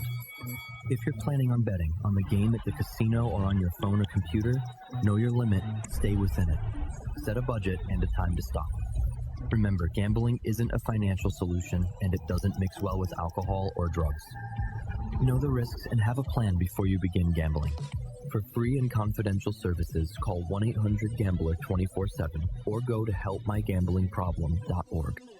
The latest edition of Pressbox is available now. On the cover, Dave Ginsburg chats with Hall of Famer Cal Ripken Jr. about his life now at the age of 65, his role with the Orioles ownership group, and much more. Also inside, Bill Ordine helps us learn more about new Ravens head coach Jesse Minter. Luke Jackson finds out about new Orioles slugger Pete Alonso from those who have played with him, and we meet college lacrosse players from programs all across the area. Pressbox is available for free at over 250 locations throughout the region, including your Baltimore area High's Dairy stores. Plus, you can read the entire issue online at PressBoxOnline.com, where you can also find great betting advice and the best daily coverage of the Orioles, Ravens, and Terps. Contrary to what some people believe, I actually like this guy when he sleeps. Glenn Clark, talking sports. All right, back in here on GCR as we continue along on a Tuesday edition of the program. All right, two things I meant to bring up earlier, but we had a bunch of goofy stuff happening. I apologize for that. The Ravens did confirm what a lot of us thought was the reason for the video that they put out on the anniversary. Was that March 29th? 30th? Yeah, of the anniversary of the day that they got their name. This Next Flight campaign apparently involves something related to uniforms. As they tweeted out earlier today, it's official. We will debut a new uniform collection this year built for the next era of Ravens football. The Next Flight arrives April 16th. Woo! Sure. When I talked about this with Rita, by the way, new episode of Rita and Glenn, now available wherever you get your podcasts, and at youtube.com/@Rita and Glenn. Please go subscribe to that. That's the biggest one for us. We just need subscriptions. I don't need new uniforms. I don't. Like, there's nothing about these uniforms that says to me it's time for them to be freshened up. If it's as simple as tweaking color combination, I mean, we've seen just about all of the relevant color combinations you could ask for. What if they decide to get like red and blue or something? I have always said that like the red quarterback jerseys in training camp look cool. Like, they just look really cool. But you don't need to wear them unless there was some I'm trying to think of an appropriate reason why you would wear it. Nope, I can't think of anything. Plenty of good reason. I've always thought they should make those available for Thursday night or something. Yeah. Like, do they sell those ever? Those red quarterback jerseys? Like, I've always thought that would be a cool thing to sell. I do remember this is so bizarre. When I was back in the day when I was on the beat, there were a boatload of Ohio State fans that reached out to me about Troy Smith, and who really wanted Troy Smith's red practice jersey. And I was just like, I don't know what to tell you, dog. And so I remember like going and asking the Ravens, can these Ohio State fans buy these jerseys? And like, just wasn't the case. And yeah, to the point. I mean, I'm sure the knockoffs, you can. That's legit. Yeah, I don't think it's legit. No, it's legit. I think that's a knockoff. Why? It's Reebok. Yeah, I think that's something that someone made somewhere. Because I don't ever remember them being made available for purchase, the red jerseys. But I think those would be cool as like a novelty for fans to have. But I don't think you need to wear them in a game. I just don't. I don't know. On field. Great. Okay, then that's what it is. NFL equipment. They're saying it's legit. God bless. Why are we so obsessed with this? Why is this something you're obsessed with? You just said I would love to have a red jersey, didn't you? No, I think I said I think that they would be cool to make them available for fans to purchase. I don't think they need to wear them. I have no interest in incorporating into the color scheme. I just think it's something that you should be able to, when you go to buy a jersey, if you want to buy the red practice jersey because it looks cool. God bless. There you go. This one's on eBay. I don't care this much about this topic. You brought it up. I just don't. I brought it up to move on from it. You're the one that's continuing to. It's $97. Should I make an offer? No. No. Unless you want it. If you want it, by all means. Kinda. Go get it. You're talking me into it. It is a cool-looking jersey. I've always felt that way, that it looks cool. Let me share it with the people. It also kind of looks like a replacements bit, right? Like it sort of seems like you're wearing a Shane Falco jersey when it's actually Flacco. There's that. Look at that on field. Okay, man. You got it. I don't know why we're still doing this. If I see them, news. If I see them and they look cool, then God bless. But I don't care. I just don't feel as though the Ravens need new uniforms in any way. But if I see them, they look cool. Then neato, gang, neato. The Orioles have made a trade. This is the moment you've all been waiting for. You said they needed bullpen help, and they went out and they got it for you. To think that you were down on the moves the Orioles have made in the bullpen, that's just because you didn't know Nick Rackett. I think it's Rackett. Nick Rackett. Me guessing, but Nick Rackett. You have no idea. There's going to be a lot of racket coming out of the bullpen. There you go. Banger. Make sure you get that one tweeted out before everybody steals it from you. This guy, he's coming to pitch for the Orioles. Nick Rackett. Whatever. We should probably get to the bottom of that. Well, hold on, let me see if I can find the best Nick Rackett highlights. He is Rackett. Nick Rackett. I was right the first time. Bet you feel stupid. Nick Rackett is now an Oriole. He pitches with his left hand. List of things that I know about him. I've got nothing else for you. He has not pitched much in the bigs. With the Cardinals in spring training this year, he made 4 appearances. Pitched to a 2.25 ERA over 4 innings. Last season, he made 2 appearances for the St. Louis Cardinals, as you see right there on your screen. He pitched 2 scoreless innings. All right. So, solving your problems. Missing link. Brandon Young, sorry, bud. Brandon Young gets sent back down after 5 scoreless innings last night, which means that they think someone else will start the next time. And as I said, they could conceivably stretch it out until Tuesday of next week for when they would need a 5th starter again. But that would require doing the thing that they kind of clearly didn't want to do at the top of the rotation, Rogers and Bradish, and have them start on normal rest. Particularly given that those guys are going to need to start on normal rest next week because there is no off day. I'm just working under the assumption that they don't choose to have them start on normal rest this time. If that's the case, then you would need another starter on Sunday.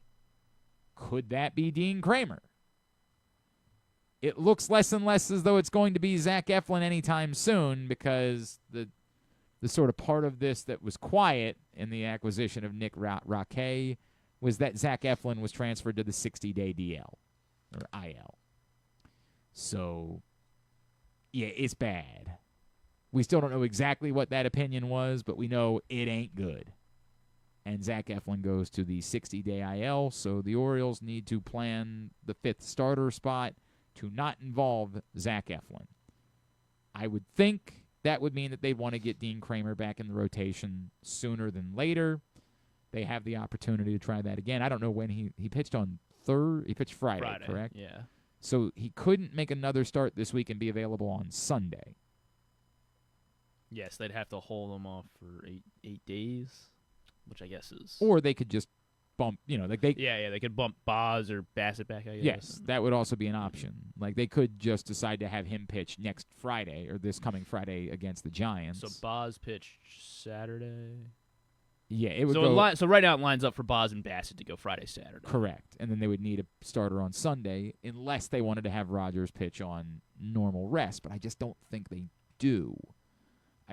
Again, particularly because they have to have him do it next week. Now, maybe that makes them say, hey, if he's got to do it next week, let's do it now and get him ready for that. But their reluctance to do it this past time around makes me think that they're trying to use this with Rogers and Bradish and their innings. They're trying to all the early off days, avoid that if they can. So I'm thinking they want a starter for Sunday. If they are determined that it's going to be Kramer, perhaps they just decide he starts on Friday and then stack again from there. Have Boz on Saturday, Bassett Sunday. Suarez and Povich around so that they... Yes, those are definitely still options. Like, it doesn't have to be Kramer. Like, you can keep doing this, but you need 5 starters moving forward, and it ain't going to be Eflin. So I just don't know why you wouldn't want to get it back to being Dean Kramer at some point soon. But that's the deal. That's the move made by the Orioles today as Nick Roque becomes a bullpen option of some sort for them moving forward. All right, have we covered everything we need to cover? Can we get a tidbit? I think so. John in Little Rock was speaking about Tyler O'Neill, said, how about this? Be a pro and run hard all the time. It's quite simple. Athletes try hard and give effort all the time. That's not true, John. I mean, a lot do. It's not true. There are plenty of guys that don't run out every ground ball. There's plenty of guys that have, a line for how hard they run out a ground ball. Even a Gunnar Henderson, you can see there are some ground balls that, he's not jaking it, but he is not running nearly as hard as he would be if he thought he could beat it out. I understand the sentiment of we want every guy to run like their hair is on fire at all times. We want every baseball player to play like their hair is on fire. We just love that. We're romantic about it. Should they? It's a more complicated question than that. And in an era of data, that data matters. And I don't know how much the teams talk about this. We all know that Tyler O'Neill what happened last night was unacceptable. But it's more complicated than just you should always run as fast as you can at all times. Because teams are so obsessed with data, if the data tells them that the trade-off on the likelihood of a guy getting hurt versus a guy, reaching first base because of a bobble says, hey, man, you ground the ball to shortstop, run, but don't go crazy. I don't have all the answers. I just think it's more complicated than we want to make it. And I have no idea who this person is or what this has to do with anything who says, are there more Yankees fans at O's games this year than the O's fans? They haven't played the Yankees. How would I know that? Yeah, there are more. They haven't played the Yankees yet, but Yankees are outnumbering O's already. Is that what it is? They're just showing up for the sake of showing up? They're just showing up. I mean, this is such a bizarre... I know he thinks he's trolling, but I don't even know what... Well, I mean, I guess his point is that's why they're doing Bravo Night. It's against the Yankees. So that's why they have to do Bravo Night. They're trying to get more people. Griffin really wants to put over Bravo Night. He's very excited about Bravo Night. I mean, it's pretty interesting. Is it? Yeah. Yeah, it is. The Orioles are doing something with Bravo. So there's that. There's going to be Real Housewives at the but August 19th against the Yankees. That's not Robin, is it? That's not Juan's wife, is it? No, I don't think so. No, it's not. They said Lisa Barlow and Giselle Bryant will be there. Whoever they are. And you get a Bravo Oriole cap. If that is something that interests you, God bless. I mean, I'm not angry, but by all means, do all the nights. Do Nickelodeon night. Do that's a good one. The VH1 Classic night. Do ESPN 8 the Ocho night. Do all the nights to try to get people at the ballpark if it makes sense economically for you. I don't know what it costs to bring whoever these people are in, but if the Real Housewives. I don't know who they are. I just told you. My wife is a Real Housewife. I don't think she's going to Lisa the game. Barlow. Maybe she will. I don't. Does she know about this? Does she know about Bravo Night? I don't know. She's not a fan of Real Housewives. I'm saying she's an actual housewife. She's in reality. Well, she's finally getting some housewife. representation. Great point. There have never been housewives allowed at Oriole games. Never. 100%. But God bless it. Do all the nights, and if you can sell tickets because of it, then cool, man. Very cool. Do a flying spaghetti monster night. Do whatever night you can come up with. Tonight's next week is lacrosse night, right? Oh yeah, that's right. Yeah, love lacrosse night. The kids got their pennies last year, and they wore them, pennies, and the whole deal. God bless. It don't affect me in any way. Bravo night. Neato, gang. Bravo. Neato. Yeah, thank you. Quickly from trivia last night, we did win last night, despite the fact that this guy. So this is crazy. We didn't have either of our smarts at the game last night. Well, yeah, I wasn't there. No, that wasn't. You went there once, Griffin. You showed up one time, and then you said. And did we win? I don't remember. I don't remember if we won or not that night. Probably. How was that? So neither of our smarts were there last night, and yet we had. I think I mentioned on the show yesterday. So where do you rank on the? I'm a specialist. You stopped special? I'm a specialist. I'm a sports specialist. I'm a music specialist. I'm a black female politician specialist, and oddly, the Bible. So on the rankings total, so you're third or second? Well, I guess you're not second if you're the top. The top two weren't there. Well, last night. So what? You were the leader last night? No, I think that our movie guy was still. Although he screwed. Oh God, did he screw something up last? The movies or no? It was so much. I thought your movie guy always struggled with movies. There was a category that was like. The common theme was the category. And it was 3 different questions, and the first question was, "This landmark in Chicago is known for launching the careers of I can't remember who they used. Dan Aykroyd and Tina Fey, Bill Murray. It's Second City Comedy Club. It's incredibly famous. It's very well known. Obviously, you knew that. You just chose not to say it because Second City Comedy Club. Of course, right? Yeah. And then the last question was, this song is the... I was going to say Magoobies, but no. I guess yeah, no, probably not Magoobies. This legendary track on the legendary Fleetwood Mac album Rumors. It's the first song. Yeah. I know that you don't know it. I might know it. You don't have to pretend. Dreams isn't first, is it? No. Then The Chain? No. There's a theme, remember? Rhiannon, There's maybe? a theme. Common theme. Oh. And you already know Second City. So it's named after a city? Tusk? No, it's not named after a city. Second is the theme. So is that in the title? Yes, it starts with that. Second, I guess I don't know. Oh, boy. Secondhand News, which is a great Fleetwood Mac song. It's excellent. So I got that. The second one of the 3 was incredibly obvious, and so we didn't really spend a whole lot of time talking about it because the second one says, this begins with the words, a well-regulated militia being necessary to the security of a free state, which, of course, is the Second Amendment. Everyone knows that. Griffin obviously knew that, and again, just chose not to say it immediately because of reasons. Well, of course, you said it so we all look at each other and nod because we obviously knew the answer, right? Second Amendment, yeah. So we all knew Second City, we all knew Second Amendment. I was pretty confident about secondhand news, right? So he hands me the slip of paper, shows me, and I'm looking to make sure that he said secondhand news. I said, yes, of course, that's the answer. So I walk it up. Didn't look at what he had written down for either of the other 2. Didn't bother to look so this is because on you. They were so obvious that I didn't think. I swear to God, we found out that he wrote down for the second one. Instead of writing the word Second Amendment, he wrote down second to none. What is that? What is that? Well, it's not. We didn't even come up with it. It would mean first. He wrote down the word second to none. And we're all like sitting back like, I'm very happy about how I got all 3 of these answers, and they were very easy. And apparently people didn't do so well with secondhand news, so I felt better about myself, only to find out that we didn't get all 3 because our movie guy, who nailed all the movie questions for what it's worth. Well, you should have checked. You're the one that handed it in. You should have checked them. Botched. And wrote down the words second to none.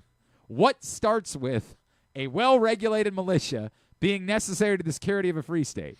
Second to none. And then we said, Brad, what's second to none? And we just got back this. Pointing at me. What do you mean pointing? Well, you were the one who ran it up. You should have looked at it. God. You so kind of bad. you apparently you looked at the piece of we paper. Won. I didn't. You signed off on it. I did not get all of the possible sports points last night for what it's worth. The one they were specialist, and they're both fairly easy. One was this country defeated the U.S. to win the World Baseball Classic. That would be the Venezuela. Of course, it was Venezuela, obviously. And then there are only 3 men to have won the Masters 4 or more times. Who are those 3 men? Tiger. I won't get it. How many? There's 4, you said? There's 3 men to have won the Masters 4 or more times. Tiger. Ben, what's his name? Ben, what's his name? Oh, Ben, what's his name? Ben Hogan? Yeah, Ben Hogan. Crenshaw? No, Hogan. Okay. Hogan. Woods. Yeah. Palmer.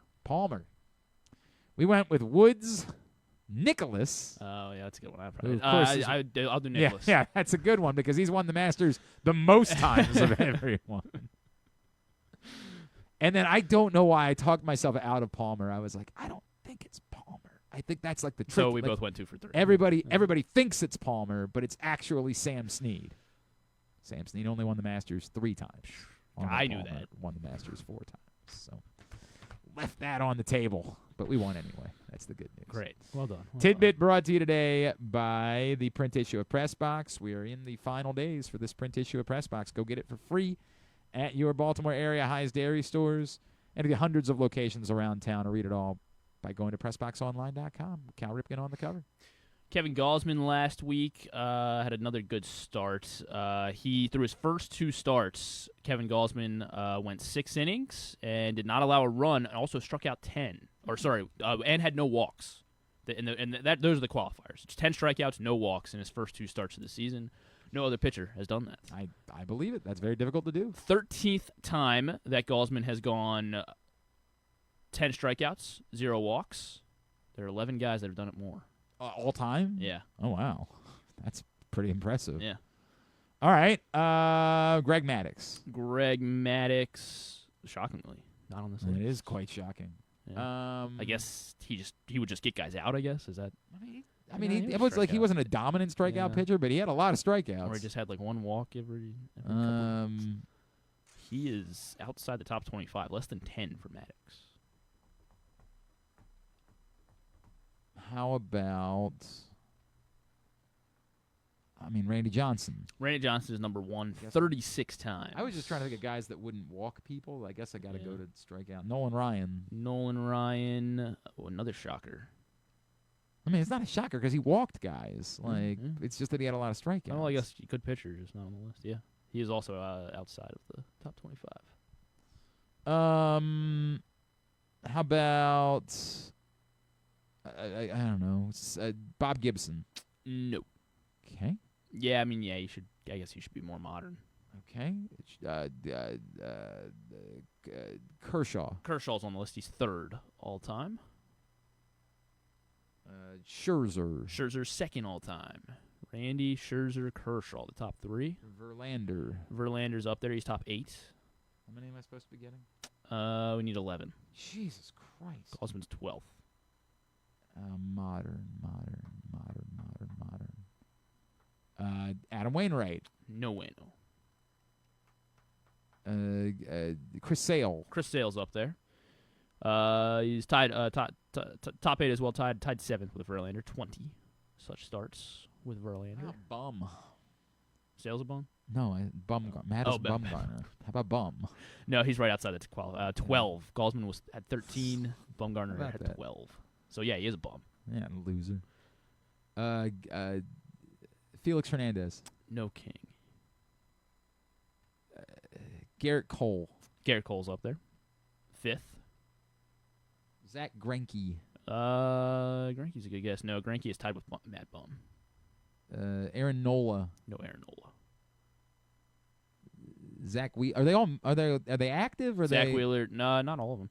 Zach Wheeler's up there, 15. He's top 11. 1, 2, 3. That's 7 so far. 4 left. Yeah, 4 left. 2 are inactive. Okay. 2 are still active. 2 are still active. Sorry, wait a minute. Sorry, 3 inactive. 1 is active. My bad. One's active.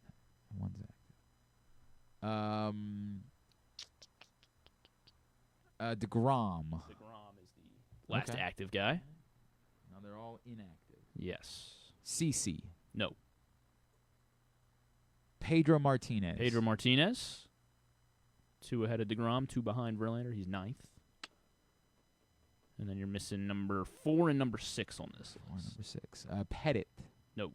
Clemens. Clemens is number 6. I should have gone a little bit earlier with Roger Clemens. This guy's actually technically tied for 3rd. He's tied with Kershaw. This guy. Tied with Kershaw. 27 such starts. 10 strikeouts. No Glavine. walks. Not Glavine. Smoltz. Not Smoltz. Messina. Messina is tied with that Bumgarner and Greinke. Yeah. I don't know, man. But he is a former Oriole. He's a former Oriole. Fernando Valenzuela. No. Jamie Moyer. No. Former Oriole. Didn't pitch a whole lot with the Orioles. Had one. Is it a trick question and it's Johan Santana? No. Santana's up here, I think. No, Santana's not up there. Oh, Kurt Schilling? Kurt Schilling is top 3, tied for 3rd. Most starts of 10 strikeouts and no walks, MLB history. Very good. Let's get tubular. Have you ever thought of taking a cruise to these wonderful destinations with sunny skies and beautiful beaches? Well, wait no longer. We're ready for you to cruise from the Cruise Maryland Terminal. Have a little phrase that you can go from baggage to margarita in about 15 minutes. Choose fun with an array of destinations, onboard activities, entertainment, and world-class cuisine. Contact your travel agent and book your cruise today. Let your adventure begin. All right, here's what's coming up totally tubular-wise. As we mentioned, Orioles bumping the game up a little bit. They'll play this afternoon, 3:10 on Masson. Trevor Rogers and Shane Smith for Game 2 against the White Sox. And then if you don't have plans tonight, maybe go over to Catonsville because UMBC is hosting Maryland in baseball at 6 o'clock on AmericaEast.tv. Everything else, you can go to GlennClarkRadio.com and find it there. Yeah, I got nothing else. It's what it is. My thing's not loading. Hold on. Great. Dynamite stuff, man. Probably nothing good. I can't. This is the type of day that we've had. This is the way that it would go. What's today? Tuesday. Season 2 finale of High Potential. Oh, okay. Season 1 finale of Best Medicine. So tune in for that. Okay. Tune in for that. Very Best good. Medicine. And then Untold Chessmates. It's the one with the thing. Oh, the guy that put the thing up his butt to play chess, right? Magnus Carlsen. Hans Niemann is the guy who beat Magnus. And Magnus was like, "You're cheating." Yeah. And I can't. Is Magnus Carlsen the guy that took the selfie with the girl this weekend and then turned and confiscated said, her phone? Yeah, or right? had to confiscate her phone. Yeah. That was pretty good. That was Magnus. That was pretty good. That's this week's Netflix Untold. So. All right. Very good. Very good. Everything else, GlennClarkRadio.com. Thanks today to Patrick Stevens. Now, this is a bit wacky, but if you're listening to the show later, we had another guest at the end of the show that we were very excited to talk to. If you're watching live, it's nobody. But pay attention because it might pop up. We had a convoluted day today. That's all I can say. A very convoluted day, and a neat guest decided to join us. And we thank him as well. We think. Maybe. It hasn't happened yet. But it's going to be attached to this show. So if you're listening live or watching live, check again later. Because there was, I think, another good guest. And hopefully not too much later either. I hope, yeah. And we would normally just save that for the next day, but you might remember that I told you there is no tomorrow. Oh. Yeah, there is. I'm sorry. What? There is no tomorrow. No, we will be off tomorrow, and then afternoon shows at 3 o'clock on Thursday and Friday because of my schedule elsewhere this week. So no show tomorrow, afternoon on Thursday and Friday. That's the way the week is going to go. So please join us for that. And thanks to the other guests that we think you'll be hearing after I say Duke sucks. Okay? Okay. Cool. Thanks to everybody at PressBox, all of our great sponsors and partners, including Cruise Maryland, Live Casino and Hotel, the Costas Inn, Baltimore area High's Dairy Stores, Leading Edge Auto Body, Warnken Law, 1-800-GAMBLER, HelpMyGamblingProblem.org, Quigley's Half Irish Pub, CountySports.zone, your local Toyota dealer, BuyAToyota.com, and the Baltimore Orioles. Thanks to Griffin at Griffin_Bass. Follow us, Twitter, Instagram, and TikTok at Glenn Clark Radio. Have a great Tuesday evening. Go Birds. Duke sucks. In Chicago, and before they finish up this series in Chicago, where it's quite chilly this week, they're going to get to see someone that we've known for a long time, as our next guest is tomorrow's starting pitcher for the White Sox. He is a former Terp, and he is Sean Burke, and he's back with us now here on GCR. Sean, it's Glenn back in Baltimore. It's great to catch up with you, man. Thank you for taking the time for us. Of course. Thanks for having me on. Hey, man, it's great to chat again. So I'm going to assume that knowing your background as a Massachusetts guy by way of Maryland, the weather this week is not even, impacting you whatsoever, is it? You're probably the guy that's making fun of everybody else for how cold they look. Yeah, it's a little chilly, but I mean, I'm trying to do my best to stay warm. I think tomorrow's supposed to be a little bit better, but honestly, it's better when I'm pitching, not in the dugout. In the dugout, I get more cold because I'm just sitting there. Right, you're not doing we should be all good. Yeah. What is the okay? Can you walk me through for dumb guys like me that have never done this at this level, right? What is the? We all know that it's cold, but like in our mind, we've all played football. We've all like the juices get flowing. You don't even feel it anymore. What is it like when you're actually playing and it's as frigid, miserably cold as it is this week in Chicago?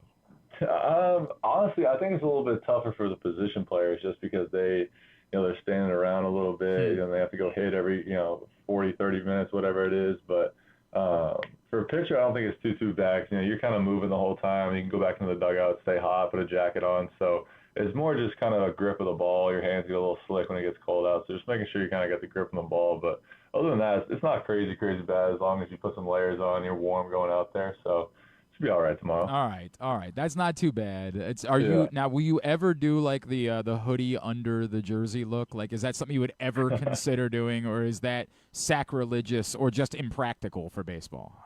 I mean, I don't mind the look too much, but I think it would just be tough to pitch with a hoodie on underneath. It might restrict some range of motion. I can understand that. I can completely get it.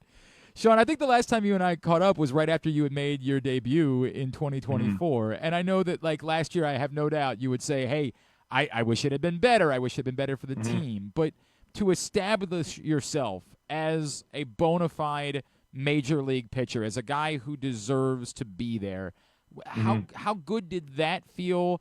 And was there a moment for you where it clicked? Like, this isn't just like a dream or something cool I get to do. I'm meant to do this. I belong here. Yeah, I mean, I think that, last year I had some ups and downs. I think overall there are a lot of stuff I can take away from last year and a lot of stuff I can, put over into my game this year. But, I think last year just kind of navigating the everyday life of the big league season and getting used to the schedule and getting used to playing against that caliber of competition every day has been big, because I think this offseason, looking back, I go back and I'll look at some stuff I did last year that I can improve on, and just kind of get to work on that in the off season. I feel like coming into the spring and throughout the spring into this season, I've been feeling good with kind of the stuff that we've been trying to work on. So I'm excited to keep going this year and see where it takes us. What were those priorities for you, Sean? Like coming in after going the better part of a full season a year ago, what were the priorities for? Hey, I want 2026 to look like this. Yeah, I mean, a couple of things. I think like pitch wise, just kind of stuff wise, just tweaking the shape of my curveball or my change up in my slider a little bit. My slider shape got a little kind of inconsistent towards the middle part end of last year. So kind of with the new pitching coaches, Zach Wilb and Bobby Hearn, we talked over some stuff, just trying to get some grip adjustments and making sure that slider's doing what I wanted to do, and then playing around with the changeup in spring training. Just kind of finding a grip that felt comfortable for me that I could throw in the zone when I wanted to, and playing around with the cutter here now as the season started. So just adding a couple things to my bag there, not really changing too much about how I'm attacking guys overall, but as far as pitch stuff, that was kind of what I was going to work on. And then, just get myself into some better counts. I know last year, like, some games that got away from me, it was more, either walking guys in a big hit or just falling behind guys, not getting into good counts. So that's been a big focus of mine in spring and then coming to the season. So that's definitely priority number one for me every single time we go out there. I think coaches, everybody's been preaching that this year pretty heavily, like getting into good counts, making sure we're getting ahead of these guys, staying on the attack, and going to the game with that is my focus, is trying to attack these guys and make them hit me. What about, like, just from the experience factor, are there guys that now you've seen enough that, like, oh, good, I know how I want to attack this guy. I have a sequence of pitches in mind because I've got enough experience going up against him that this is the best way that they can go about getting this dude out? Yeah, I mean, I think certain guys you see a little bit more than others, and certain guys you have success against more than other guys. And, you kind of have your base of what you want to throw to a lineup or throw to certain hitters, but, they're kind of making their adjustments as I'm making my adjustments. So you kind of got to read the games, read the season, see how the at-bats go, and then obviously you have your plan, but sometimes you got to get off that. So I think it's helpful more just adjusting. I think year one you kind of see what guys do to you and how you're able to get good hitters out, and then when they make their adjustments, what they're hitting off you. And it's kind of just a cat and mouse game of going back and forth of what you're trying to do and what they're trying to do to you, and just trying to stay one step ahead of the hitters. That's cool, man. Sean Burke, former Terp, now with the Chicago White Sox, getting ready to face the Orioles tomorrow afternoon. He's with us here on GCR. Sean, you guys had the sweep over the Blue Jays this weekend. I know that, like, it has been tough times in Chicago on the whole. Do you start to feel a little bit of the, hey, maybe we're moving in the direction that we need to be moving into? Do you start to feel a bit of that this season? Yeah, I mean, I think we know that too coming into spring training, just the group we had, and we've been playing together now for a little over a year. This kind of majority of this roster, so we're all trying to individually improve and get to where we need to be for the team to take the next step. But yeah, I think there's just more of a confidence in ourselves, and we believe in each other. We like playing with each other, and we're just trying to play hard baseball and show up every day and do our individual stuff to make the team better. And I think that as you look around the locker room, like you see guys taking the next step, whether it's a hitter or pitcher, like everybody's kind of working to be better, which I think is an encouraging sign. Like we all care a lot about each other. We all care about winning, and the results may what they be, but at the end of the day, we're definitely getting steps forward to getting this thing back on track. I know, obviously, that's sort of similar to what the Orioles went through a couple years ago, right? Like, do you guys do you talk about it?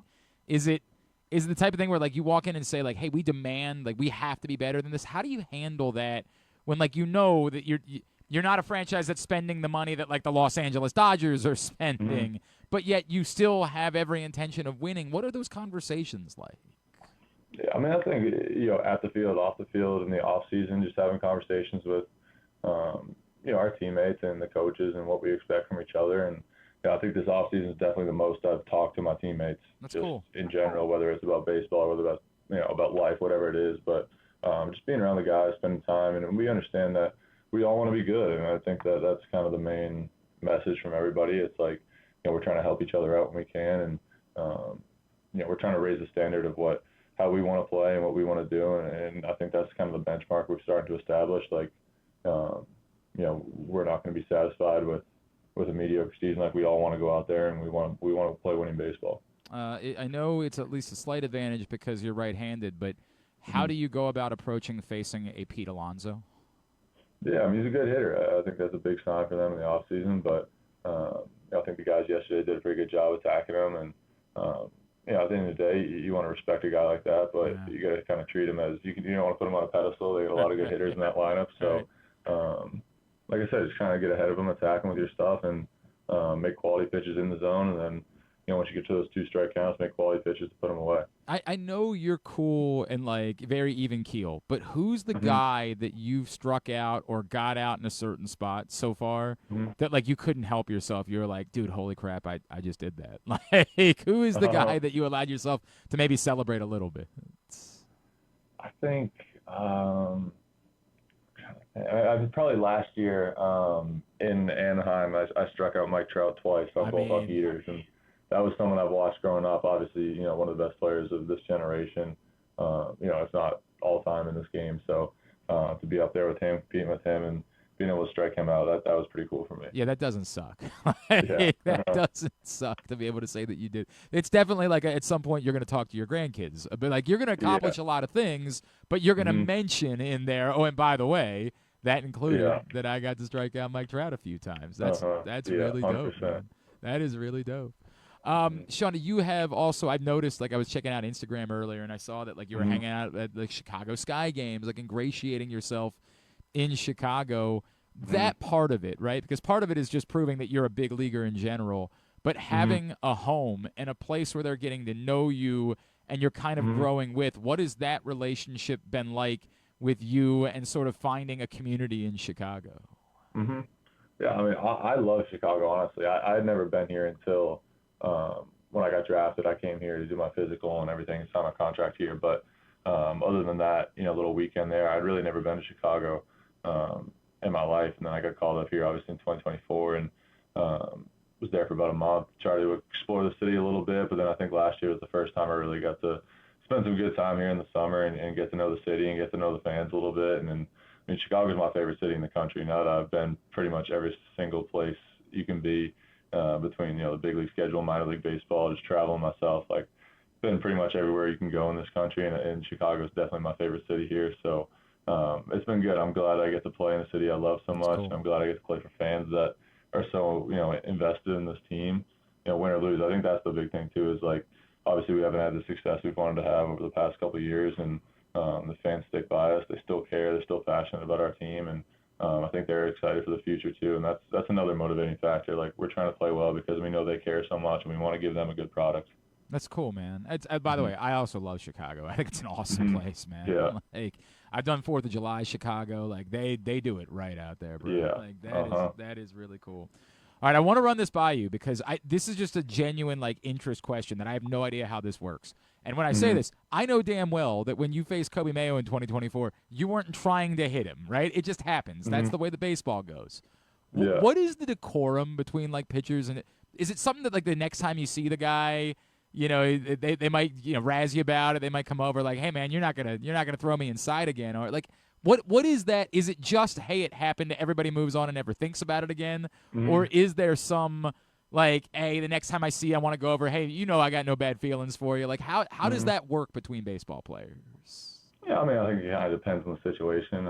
You know, I know we had that little incident with him last year in Baltimore, so yeah, you know, for me, I'm gonna throw. You know, I'm not gonna change how I throw based off the hitter of the situation. Like, I'm going to throw inside. I'm going to throw fastballs up, and if it happens to hit him, it hits him. You know, that situation in particular, like, you know, there's nothing said between us. It's just, you know, you go back out there and pitch. I don't think there's anything that needs to be said, and it's not going to change my approach facing him tomorrow if he's in the lineup. It's just, that's the way it works, right? This is baseball. Yeah. Like, you got a job to do, they got a job to do.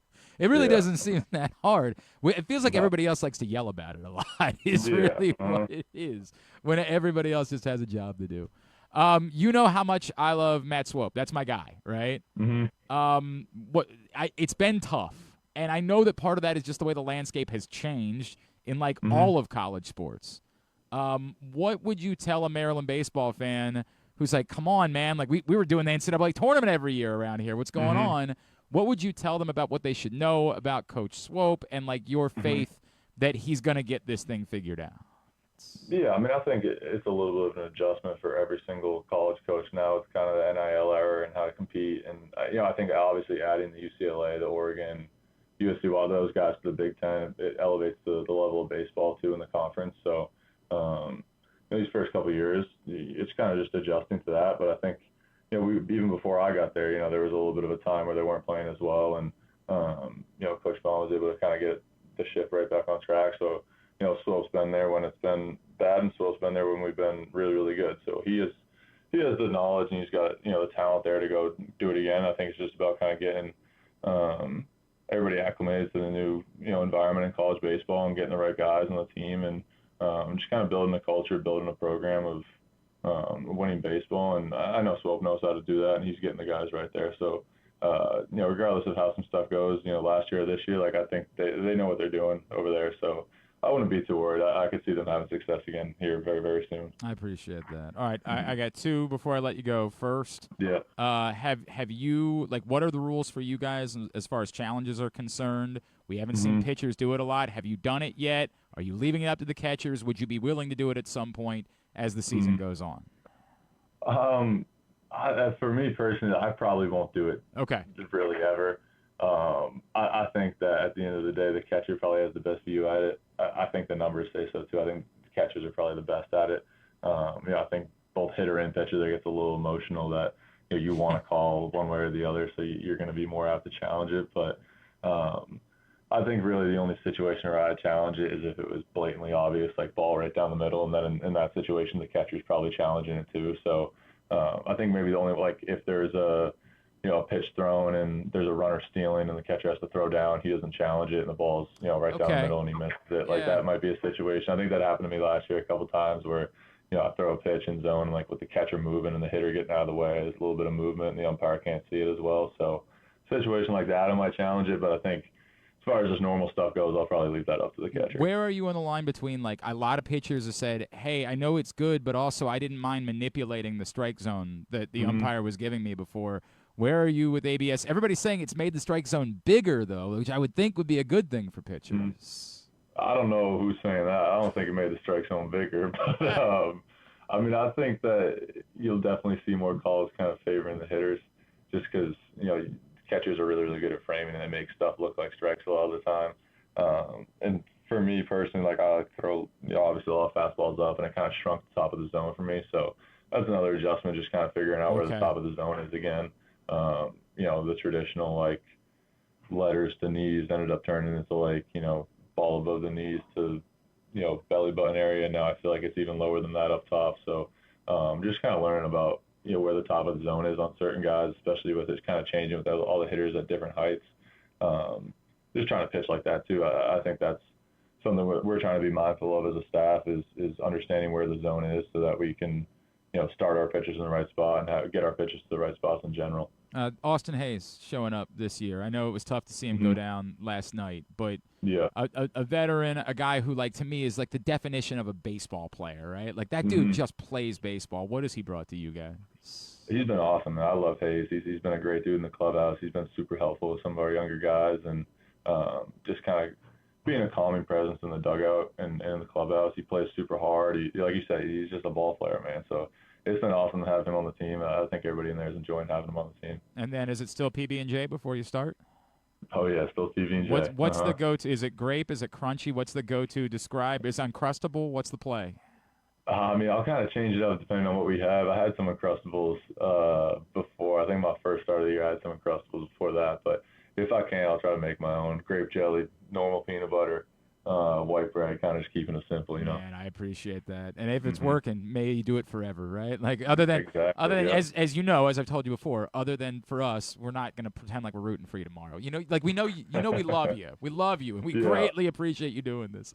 I know it's at SM Burke on Instagram. It's still Top Shelf Burke on Twitter as well. Yeah, still Top Shelf Burke on Twitter. Sean Burke, so thrilled for all the success you're finding, man. It's awesome to see. As we talked about before, it's still somewhat rare to see Maryland guys get to do it, dude. So it's awesome to see that you're doing it, man. Congratulations. Thank you for hopping on with us today. We really appreciate it. Of course, man. Thank you. I appreciate it.